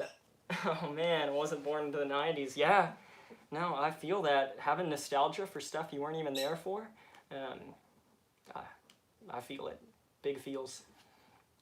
This is cool. I love reading your guys' chat. It feels like we're just in like a Saturday night group chat, like a Discord or something. I don't actually use much Discord. I don't quite know what that is, but I feel like it's like this. I finally got around to watch Flesh by Andy Warhol and Paul Morrissey yesterday, and I gotta say I liked it, but I don't understand it at all. Yeah, I haven't seen that. Actually, I don't even think I'm familiar with the title. I know some Andy Warhol films, like where he films, well, like the Eiffel Tower, I think? Empire State Building, maybe? Eiffel Tower? Yeah, that dude is, I can understand not understanding something that dude put out. Tell her we appreciate her, Fiona says to Brianna. Yeah. Coco's bot is shutting down. Yeah, this is really cool, Coco. You got this thing that battery life 0%. You made this yourself, eh? That's cool. And it's even got the little shutting down ring. Very cool. Second Clixera says, I've never seen The Godfather. Hey, no worries there. I won't shame you. All I know are memes. Yeah, and a lot of times that's the problem. Like, there are a good number of movies I've never checked out because I feel like I've seen them already. Like, they've been memed so many times. Or just like referenced in pop culture. Jurassic Park was like that for me. E.T., Back to the Future. I didn't see any of those till late in life. Like, I just missed them. They weren't on TV. I didn't have them on video. And then I felt like, maybe I don't need to see these. Like, maybe I missed my window of opportunity. But at some point, I decided to check all three of those out, and I really loved them. So it goes to show that, like, sometimes you can't just absorb. There's no sense in like going through life absorbing art through cultural osmosis, even though there's a lot of appeal to doing that because it saves you time, right? You can experience things just bit by bit. But like Back to the Future now is one of my all-time favorite movies, and if I had never checked that out just because I've seen it referenced so many times, I think I would be a less satisfied person. So you gotta pick your battles. I've never seen The Godfather. I don't know if I ever will, so I'm not here swinging for The Godfather, but it is interesting how that works out. Time is weird, absolutely. I will sponsor if you cover What Sarah Said. I promise you I will cover What Sarah Said next live stream, because that might be my favorite song on that album. I know that album less than Transatlanticism. Like, I've listened to it front to back a number of times, but I don't know each song as deeply, but What Sarah Said is almost certainly my favorite song from that album, so I would love to learn that. Oh, yeah. Oh, favorite color. Yes, oh my gosh.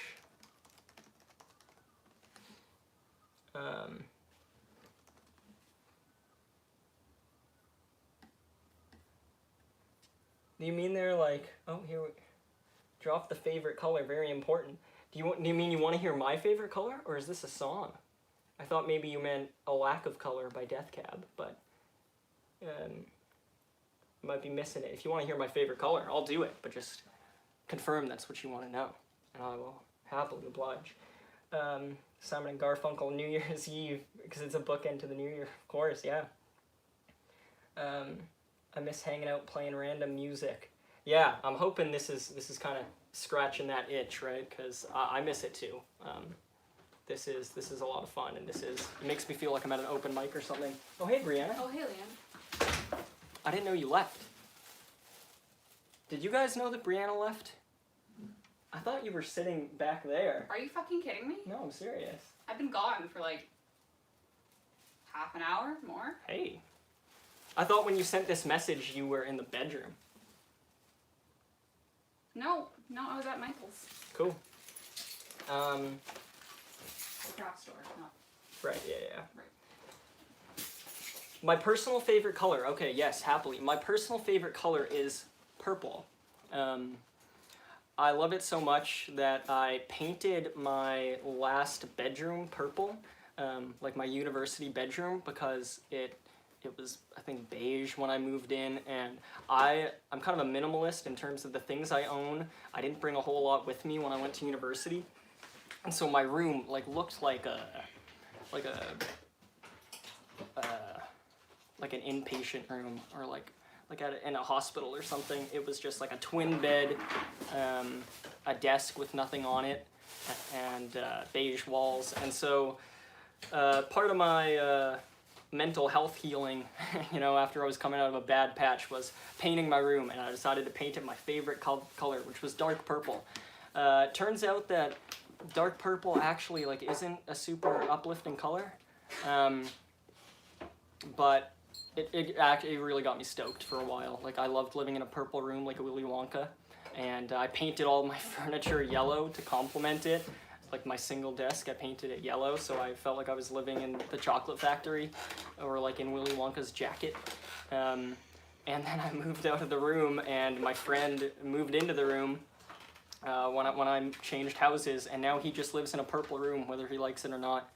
But yeah, purple's my favorite color. Pink is a close second. I like bright pastel colors, but I also prefer dark purple to light purple. So that's where I'm at.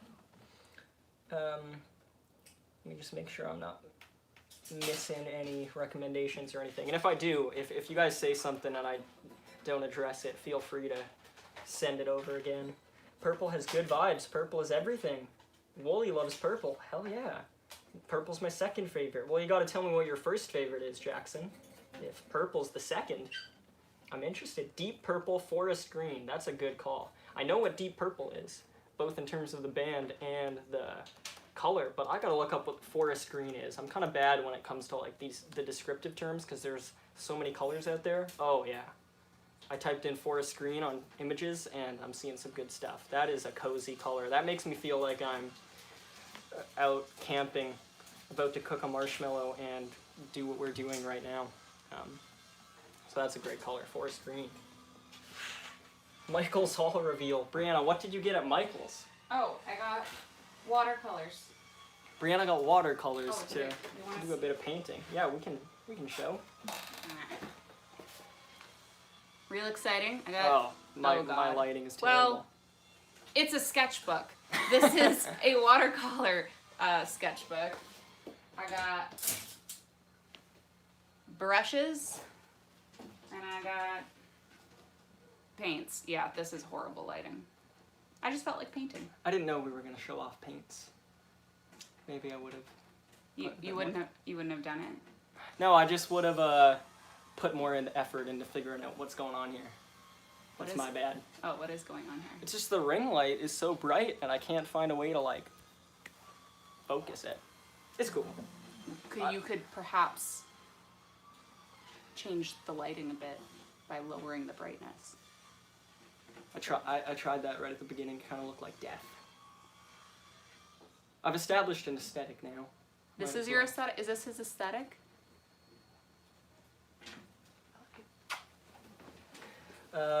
Purple is like a fictional color. That is a great way to put it. Yeah, purple is in a lot of fiction, and you don't see it a lot in everyday life, do you? So I get that. Playbills of my favorite musicals in my bedroom to surround myself with good vibes. Yeah, that's a great point. Musicals and plays. You'll have to give me some musical and play recommendations. I'm not much of a musical guy, I gotta say. I'm down for a musical in play form, but when it comes to movies, Oh my god. I'm not super into the musicals. Like I would actually prefer that like Willy Wonka. One of my favorite stories is like not a musical, and I like that movie. But if it weren't a musical, I think I would like it more.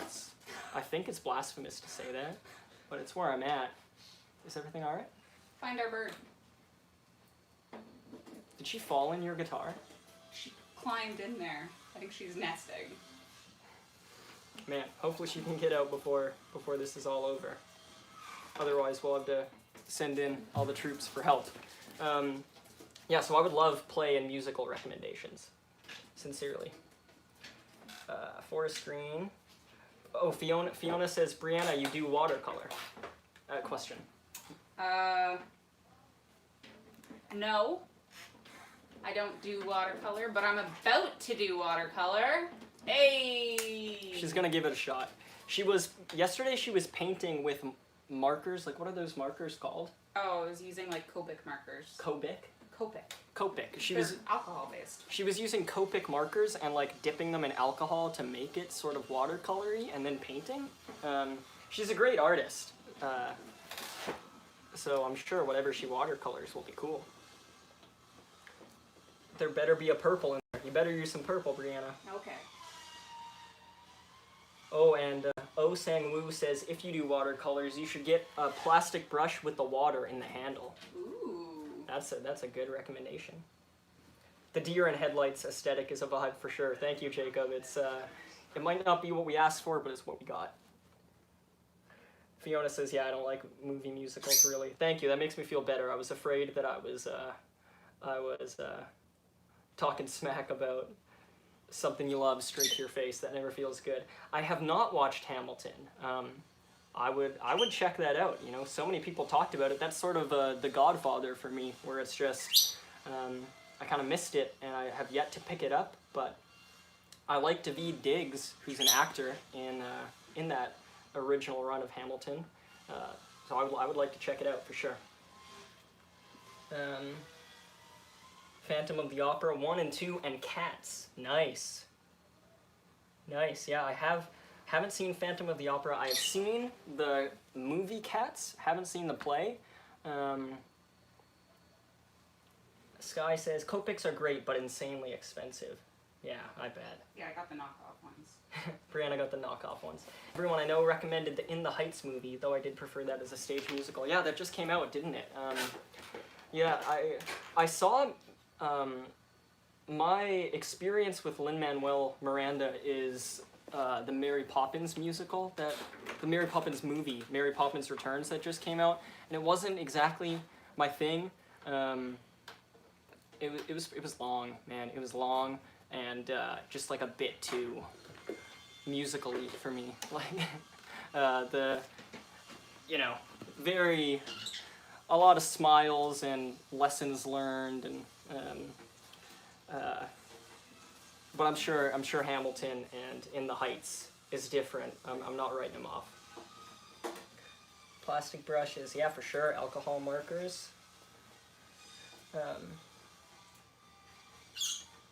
It's so good and great representation while still being pretty easy to understand for the general public. Yes, that's a great way to put it from what I've heard. That makes me want to check it out for sure.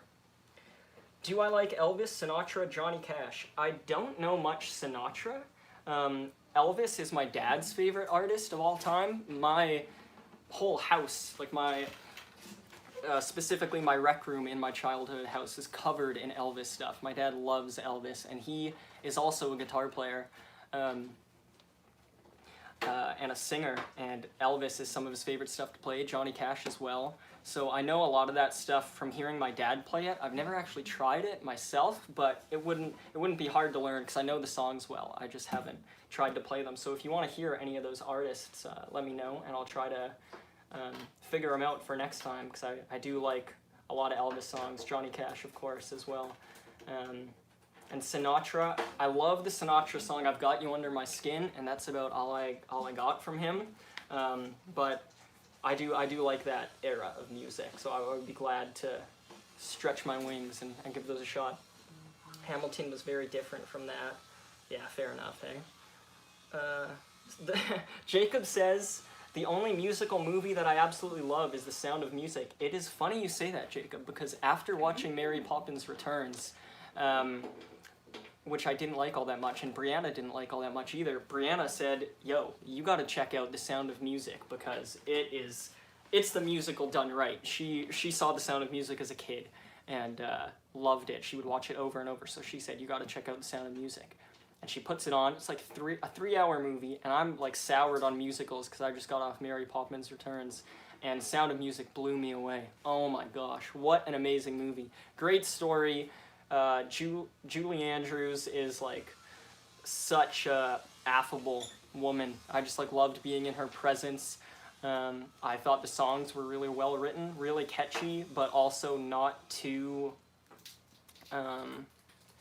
elaborate. I think maybe that's what takes me out of a lot of musical movies, is that they're really elaborate and take me away from the story, but I thought these were really natural, while still, of course, being a bit over the top because of the nature of a musical. So I'm with you. I loved and love The Sound of Music. I would like to see a fight between diehard Godfather fans and diehard Hamilton fans. That would be fun. I was on Tumblr while Hamilton came out, and I think it would be entertaining. Yeah, I would check that out as well. Oh my gosh. Just like, you present 5 people who love The Godfather with 5 people who haven't seen The Godfather, and then do the same with Hamilton and see what the conversations are like, and like who is able to convince the other 5 to see their preferred movie first. That would be fun. Watercolor's not great for the impatient. Oh yeah, that's true. You gotta wait it out and not yeah, you gotta let it dry. But watercolor is, I think, my preferred way to paint. The little painting I've done, I think watercolors look so cool, and I love looking at watercolor paintings. And a lot of it is like that bright pastel-y colors, but I also love the splotchy look to it. So I'm excited to see what you do, Brianna. Dear God. Broadway, Fiona saw Hamilton, I think she is referring to Hamilton, on Broadway in 2008, blew her away. Musicals connect with modern audiences and talk about meaningful themes. Absolutely, yes. I would never knock the power of a musical. Yeah, you would. I would not. Cats. Saul Goodman, he says, sounds like I'd get along with your dad. Yeah, for sure, for sure.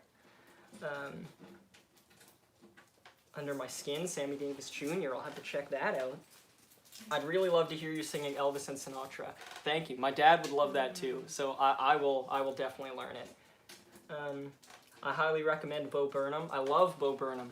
I haven't seen his new special yet, Inside, but I'm very excited to. I've loved everything that dude has put out. I love his movie 8th Grade. Coming of age movies are basically like my second favorite genre behind horror, and 8th Grade is an amazing coming of age movie. I really dig Bo Burnham. I don't know how to play any of his songs offhand, but he's a great artist. Am I a fan of Nine Inch Nails and or Trent Reznor's works in general? I am a fan. One of my favorite albums is The Downward Spiral by Nine Inch Nails. I have it right behind the camera, actually, on my CD shelf. I haven't checked out much beyond The Downward Spiral. I like a lot of his scores, like The Social Network. So that's a good idea. I should definitely try to cover a Nine Inch Nails songs. And if you have any songs that you think would be cool by him to do acoustically or something, recommend them. I'll check them out. But The Downward Spiral is definitely like one of my favorite albums to listen to on loud headphones, to drum to. I discovered that song in mid-high school, and some of those drum beats just like blew my mind, and I loved learning them. We got some Hamilton talk. Cool.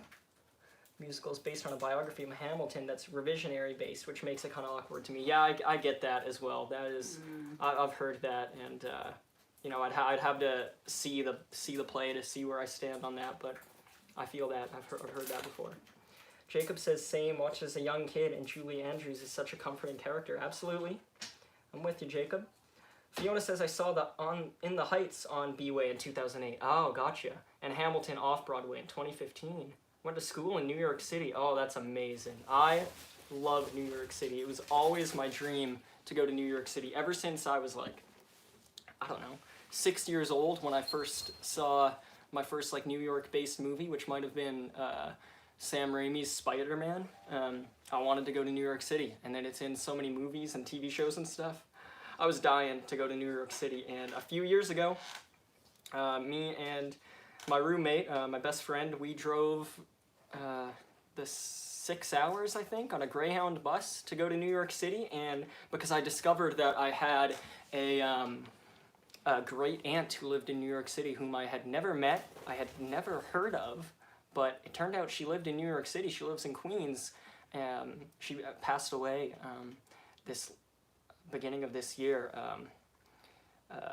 Wonderful woman, and I'm so glad that I got to stay with her because I went to New York City and asked her like a few days beforehand if I could come meet her and stay there with my friend, and she said yeah, and I stayed at her house in Queens for a week, and I don't think I spent like $20 while I was there. I just walked around the streets every day, all day, 5-6 days in a row, and it was one of my fondest weeks in my life, one of my happiest weeks in my life, and so I'm so excited to go back there again whenever I get the chance. Certainly, once the pandemic is cleared up, that'll be one of the first things I plan to do. Jello. I'm not just Jets setting, Fiona says. Can you please sing The Winner Takes All by ABBA? Ooh, that's a big recommendation. I can definitely try on a future date. I'll have to learn that one. My only experience with ABBA is I saw Mamma Mia, Here We Go Again a few months ago, and my favorite part of that movie was just the songs like themselves. I wasn't super into the movie itself and the dance numbers and stuff, but just taking the music out, soundtrack wise, I really loved those ABBA songs, but I had never listened to ABBA prior. I had somehow avoided them or ignored them or what, so I'll have to check this song out. I don't know if I've heard of this song. It might be in the movie, I'm not sure. But I would love to learn learn Winner Takes All by ABBA. I will check that out. Alright, let me talk through these kind of quickly because I'm falling behind here. Keep up, Liam. I know, I'm trying. I get lost so quickly. Get lost in my own head. Watercolor is not good for the inpatient. 8th grade was fantastic, I agree. Bo's stuff is usually pretty dark, but it's very good. Yeah, I'm with you, and I'm totally down for the dark thing. The last few days, maybe I've tried to I've been watching a bit more comedy, straight up comedy, than I normally would on account of Copper. So I'll probably put off Inside by Bo Burnham for a little bit longer, but I'm excited to check it out, and I like his dark undertones. I think he has a lot of really important stuff to say, and he does it in a clever way, and I'm excited to check it out. My favorite musical, Seka Clixeris asks, my favorite musical would be probably my second favorite movie of all time, actually. Funny enough, I just said I don't like musicals, but I say in my at least top 5 favorite movies is a movie called Sing Street from 2016. It is... it's a musical, but not in the sense that singing happens like non-diegetically. People don't break out in dance numbers. It's about some kids in Ireland that decide to start a band, and so a lot of the songs are just them like performing the songs they've written, practicing the songs they've written. But it has a great soundtrack. I love coming of age movies, like I said, and I adore that movie. I could go on and on, but I'm trying to keep up here, so I won't dwell on it too long. But Sing Street is my favorite musical. If I like horror movies, The Taking of Deborah Logan and The Autopsy of Jane Doe are both ones you should check out. Thank you for that recommendation, Osang-woo. I have seen both those movies, and I love them. Yes, I love them. Taking of Deborah Logan is so creepy, which is sort of strange to say because it is it's about like someone deteriorating with Alzheimer's, right? And then of course it goes to a bit more of a paranormal place, but it is a creepy movie, and I thought that was really effective. Has one of the scariest images I've ever seen in a horror movie in it, and you might know what I'm talking about when I say that. And the Autopsy of Jane Doe, just a great mystery film. I love films that take place in a single setting with very few characters, and that's one of those movies. I love Emile Hirsch in films, and The Autopsy of Jane Doe is totally love that movie. And I don't listen to Slipknot or Pantera. I've sort of missed a lot of the big metal bands that were talked about a lot when I was a kid. So I don't know any Slipknot or Pantera, but Again, just another blind spot to me, like The Godfather, that I should check out at some point. Drumming to Piggy must be fun. That's a Nine Inch Nails song that Pirandosi says. Yeah, that final breakdown, hey, where Trent is just wailing on the drums, definitely fun. And then before that, it's just a solid groove with that bass line. Yeah. Another Nine Inch Nails album I love is With Teeth. Hey. I will definitely check out With Teeth. Thank you. And I will check out these songs in specific that you recommended. Watching Inside prompts you to rewatch every one of his old specials and wonder if he'd have to deal with a panic attack at that show. And then, yeah, that's a great description. Yeah, I'm super interested in seeing it. Thoughts on Front Bottoms? Listening to them far too much over the last week. I really like Front Bottoms. I don't know AJJ. You'll have to recommend something by them, but I really like the Front Bottoms. My bandmate David Monk, who was in the chat previously, perhaps still lurking, he's my bandmate in guest room status. He is a huge Front Bottoms guy. So he knows more than I do, and he's introduced me to some really good ones. But what I've heard, I love them. It took me a while to get my head around the Front Bottoms, actually. I checked them out in 2015, and I hate to say it, but his manner of singing, it just kind of... it didn't sit well with me. Like, I literally remember thinking that he sounded like Weird Al, and I was like, I don't know if I can take this. It just feels a bit too talky, and I wasn't able to dig into it, and then I checked them out again 4 or 5 years ago. I didn't feel that way at all. So it's just shows you that some art absolutely is worth revisiting. You shouldn't always just move on to the newest thing, because now the Front Bottoms, I love his voice. I love the songwriting, so often so simple, but it sounds like something you've also like never heard before. Similar to what Blink-182 did 20 years ago. So I dig the Front Bottoms, and I could probably play my way through one of them if you wanted to hear a Front Bottom song. Okay. I love Queens. Oh man, I'm so behind on this thing. I am sorry, guys. Let me scroll. I do love Queens. I miss the city. In grad school for the next 5 years in Illinois. Oh, congratulations, Fiona. Good luck.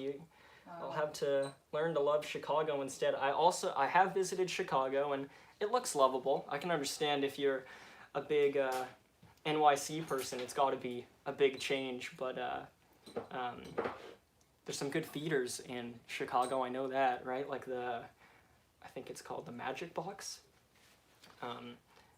So we're here for you over the next 5 years as you're figuring it out in Chicago. Yeah. Side Front Bottoms cover band. Yeah, maybe one day. Sorry for your loss. Thank you very much, Seka Clixeris. Brianna just dropped something, that's all. Thank you. Sorry, that wasn't directed toward you. ABBA was a huge part of my childhood. That's awesome. Saw it opening day. Awesome. Oh, Fiona. Yeah, you would love Sing Street. You know, I'm not going to say drop everything and watch it right now because there's, again, so much art to consume in the world, but knowing your taste from what you've shared with me, I really think you'll love Sing Street. So if you're at all trepidatious about checking it out, I'm with the people that recommend it to you if you get a chance. Have I watched Pink Floyd's The Wall? Churros said. I have. I have like a record listening club just with a couple of my bandmates where we each recommend an album to each other, and we work our way through it, talk about it, write up a little review. And one of my bandmates recommended The Wall. We all listened to it. I really liked it. Really liked it. And then we decided to watch The Wall together. And what a trip that movie is. Oh my gosh. Super cool. I feel like I can barely speak about it because I've only seen it once, you know what I mean? Like, it's so dense. But super cool animation, and it doesn't hurt the songs that are already great on that album. So I dig The Wall by Pink Floyd. Well, a cover of Hurt would be cool. That's been done many times before. Yeah, I get you. I've played Hurt a couple times, at jams with friends and stuff. And beautiful song. It sounds nice, but I would be super down to cover something like Mr. Self-Destruct or The Becoming acoustically. So I will play around with those. Body Terror is my fave song from AJJ. I will check it out for sure. And yeah, Sky says his voice is definitely unique. Brian from Front Bottoms. Yeah, I'm with you. All three of the People songs are pretty good for AJJ. I will check out AJJ. This is interesting. I've never heard of them. Downward Spiral is probably my favorite album, other than Films About Ghosts. By Films About Ghosts, Parandosi, do you mean like the Counting Crows Greatest Hits album? Or is there a different album called Films About Ghosts? Because if you're talking your favorite album is the Counting Crows Greatest Hits album, then man, we're on the same vibe there. Can I sing a random Greg song of my choice? Yes, I'll give one a try. Can I play any Blink 182? Fiona says, because I mentioned Blink 182. I will give it a shot. Yes, I can do some Blink 182. So I will do a Greg song, and then I will do a Blink 182 song.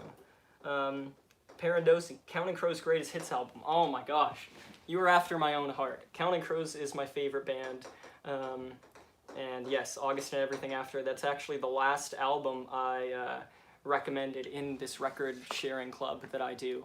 I've got some plans for August and Everything After coming up soon. I want to do some covers from that album.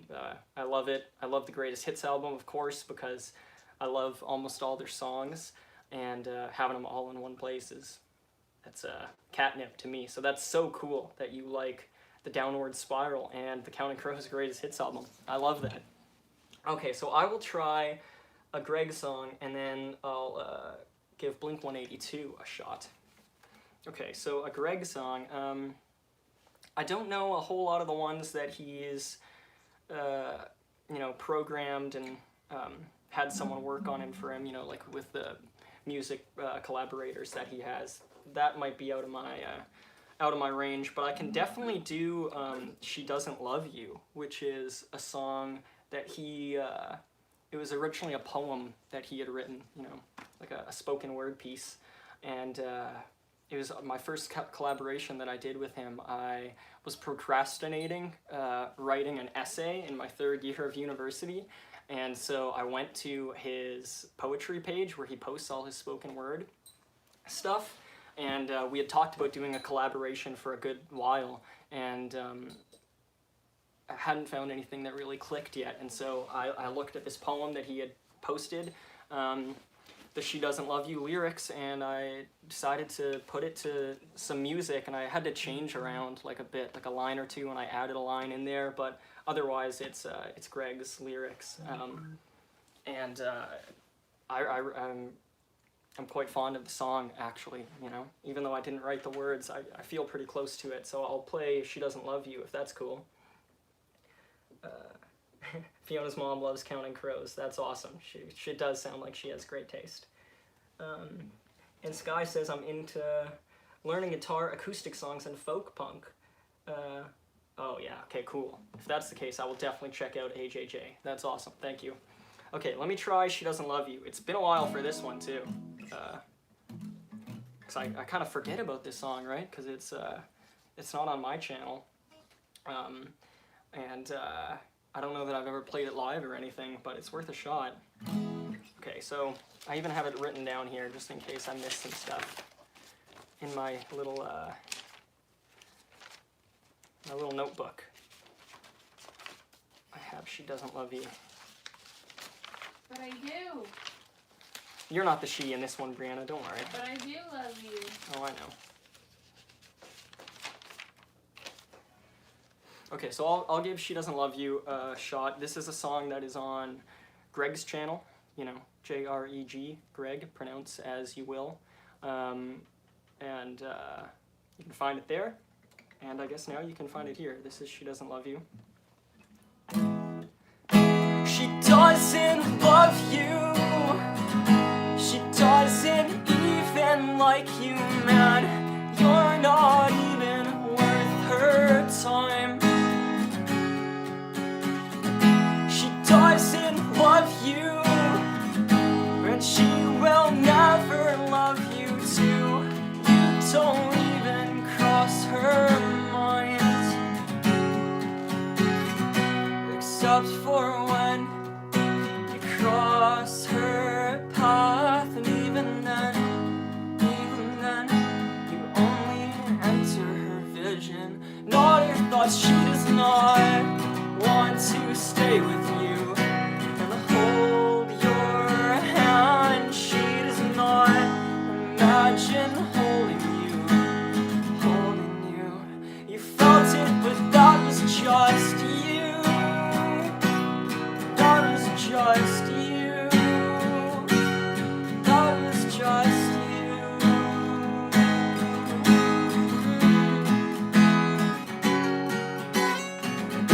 She doesn't love you. She doesn't even like you, man. You're not even worth her time. She doesn't love you, and she will never love you too. You don't even cross her mind. Sometimes you'll think, if I said the right thing, if I did the right thing at the right place at the right time, she'd think about me. She would like me. She would love me. She would be all these things that I think that I want her to be.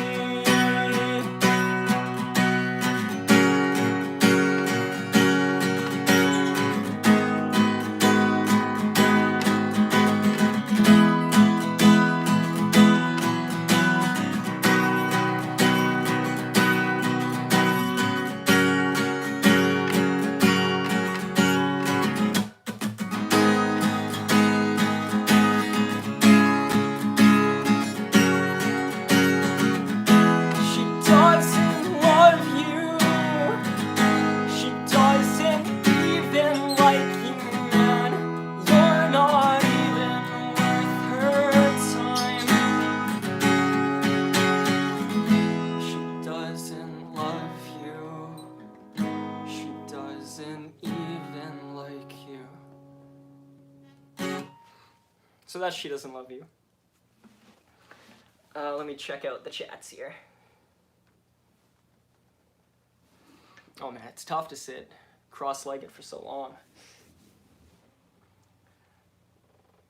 Though I am comfortable sitting cross-legged. It is my preferred way to sit, I think, but even I put my hand too close to the fire sometimes. I don't know what that means. Okay. Sky says Counting Crows is good. I'm with you. Hello, user that likes MCR. I can remember that. Hello. It's travesty that Colorblind and Sullivan Street weren't on films about ghosts. Oh, yeah, I mean, the album can only be so long, I guess. It is weird that Colorblind isn't on there. Sullivan Street, I love, and, you know, it's up there with their best for me, but they don't play it at every show, and it's sort of a deeper cut, but like Colorblind was in Cruel Intentions. It's one of their more popular songs, so it is weird that Colorblind isn't on there. I'd be curious to know how they picked out the songs that go on there.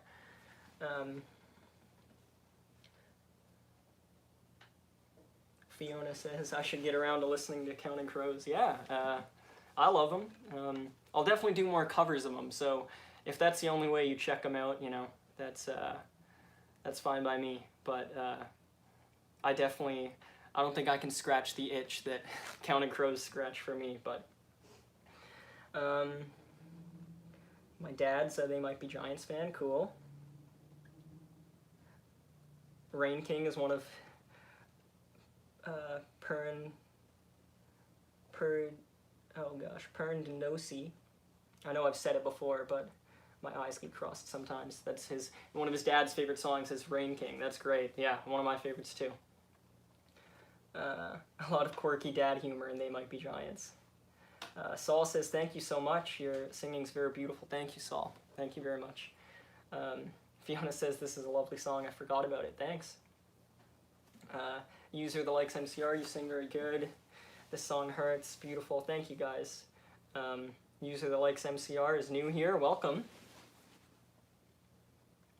Fiona brought Jake here. Cool. The guitar solo is so good. Oh, thanks. Yeah, it's I'm not much of a lead guitar player, so a lot of the solos I write, you know, if you can call them that, are just sort of melodic single notes. And I like the guitar solo there too. So I'm glad that it's not just like in my head, my tastes. I'm glad that one sounds cool. Thank you, Fiona. Park jam soon, or potentially maybe inside, Wooly says. Again, Wooly is my bassist in guest room status, and of course, yeah, love some park jams. User that likes MCR says, who is the song that you just did? So, yeah, Jake Michael is right. It is a song by, it's on Greg's channel. JREG is the name of his channel. His name is Greg Guevara. And it's a song that he wrote the lyrics for in the form of a poem, you know, like a spoken word poem. And then I wrote the music for and did a bit of tinkering with the lyrics, but not much. You can find the original lyrics on his Facebook page, I'm sure. And so that was a collaboration between me and my friend Greg, and you can find his YouTube channel at JREG. And Churros says, I don't know many Counting Crows songs, but Accidentally in Love is definitely one of my favorite songs of all time. That's awesome. I'm with you. That was the first Counting Crows song I ever heard, and it was when Shrek 2 came out, right? Because it's in Shrek 2. And I didn't pursue Counting Crows. Hey, Jello. I'm just talking about Counting Crows, not lovebirds, but you're welcome to hang around and listen. I heard Accidentally in Love when Shrek 2 came out, and I loved it. I remember like looking up the lyrics on my dial-up internet, but I didn't pursue the band any further than that. I was so young that I didn't even know that, like, I barely knew what a band was, you know what I mean? So I didn't check the band out any more than that, and then it wasn't until high school, 10-some years later, that I checked out the song Mr. Jones, which I had also, like, never heard before, despite it being their big hit.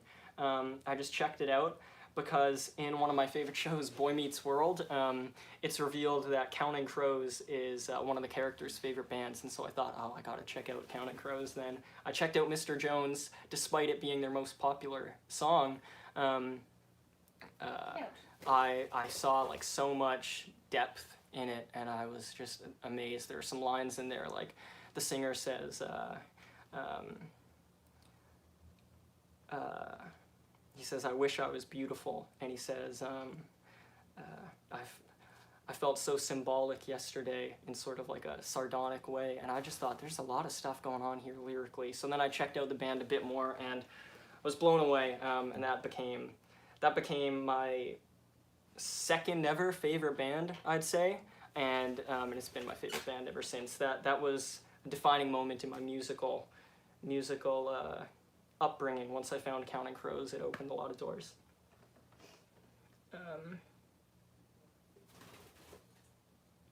Thank you, Saul. That's very sweet to say. Yeah, you know, with the pandemic going on, I'm kind of just hanging out by myself, but I would love to play shows and do more stuff like this, and so if an agent is necessary, you know, maybe I'll look into it. But really, I love talking with you guys and playing music for people, and I'm doing it here right now, so for the moment I can't complain, but I do understand that agents can be necessary and stuff for when you're pursuing success in any industry, so maybe in the future. Can you play like any of the Shrek 2 soundtracks? Yes, I can play Accidentally in Love for sure. Time to impulsively put one of Sean Hunter's poems to music, Jake says. Totally, yes. An ode to Holden Caulfield. I think that's the name of one of the season 7 or season 6 episodes where Sean reads his poems. I'm with you, yeah. Love Boy Meets World. That's one of the most influential shows for me too. Have I listened to the Mars Volta or RX Bandits before? I have not. I know At the Drive-In, which is what at least a member of the Mars Volta was in before they broke up, and then he formed the Mars Volta, so I would love to check out the Mars Volta. And I haven't checked out RX Bandits, though it was mentioned in a comment section, and it is on my list of stuff to check out, so I'll gladly do that. Preferably as one to Angela. Yeah, of course. It'll be called Angela's Ashes can be the name of the song, based on Sean Hunter's poems.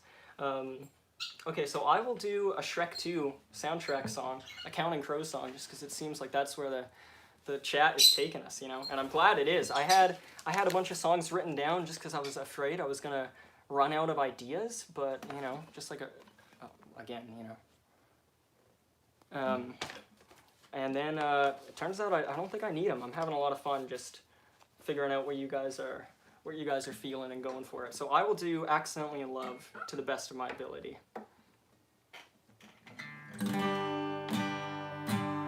Okay, so this is by Counting Crows. It's called Accidentally in Love. And Fiona, you'll have to sing the second guitar part in your head because it needs that as well, right? You'll have to do that. Okay.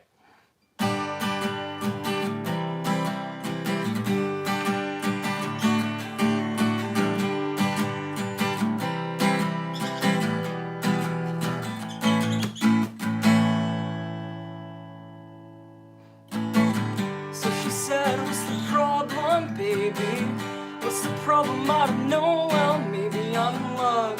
Think about it every time I think about it. Can't stop thinking about it. How much longer will it take to cure this? Just to cure it, cause I can't ignore it. If it's love, makes me wanna turn around and face me, but I don't know nothing about love. Come on, turn a little faster. Come on, the world will follow after. Come on, cause everybody's after love.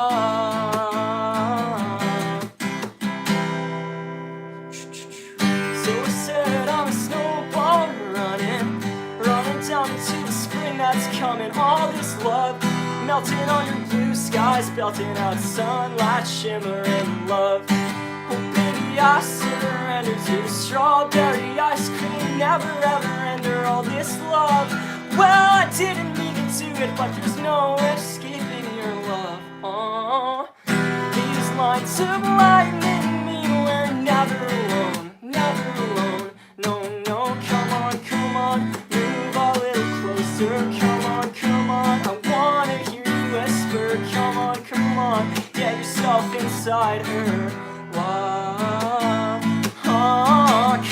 Come on, jump a little higher. Come on, and you'll feel a little lighter. Come on, we were once upon a time in love. Accidentally in love. Accidentally in love. Accidentally in love. Accidentally in love. Accidentally in da da da da da da da da da da da da da da da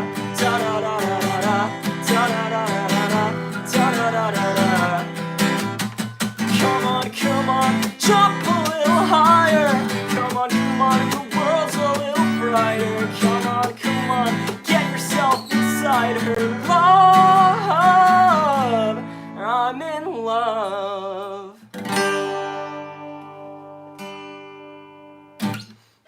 So that was Accidentally in Love by Counting Crows from the Shrek 2 soundtrack.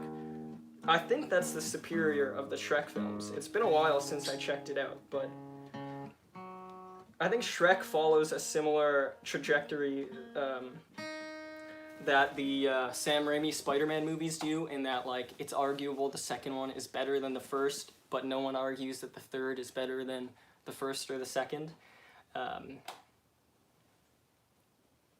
And then I don't know where the fourth slips in. We need a Sam Raimi fourth Spider-Man movie. We need Tobey Maguire back.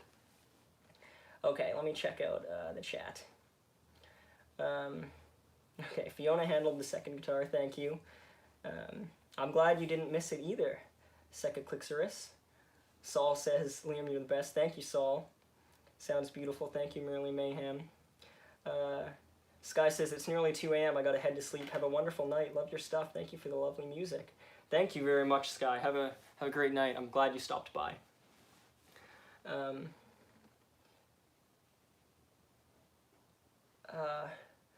Perdindosi says, out of left field, but are you a fan of either Russian modernist composers or the Killers? I don't know Russian modernist composers.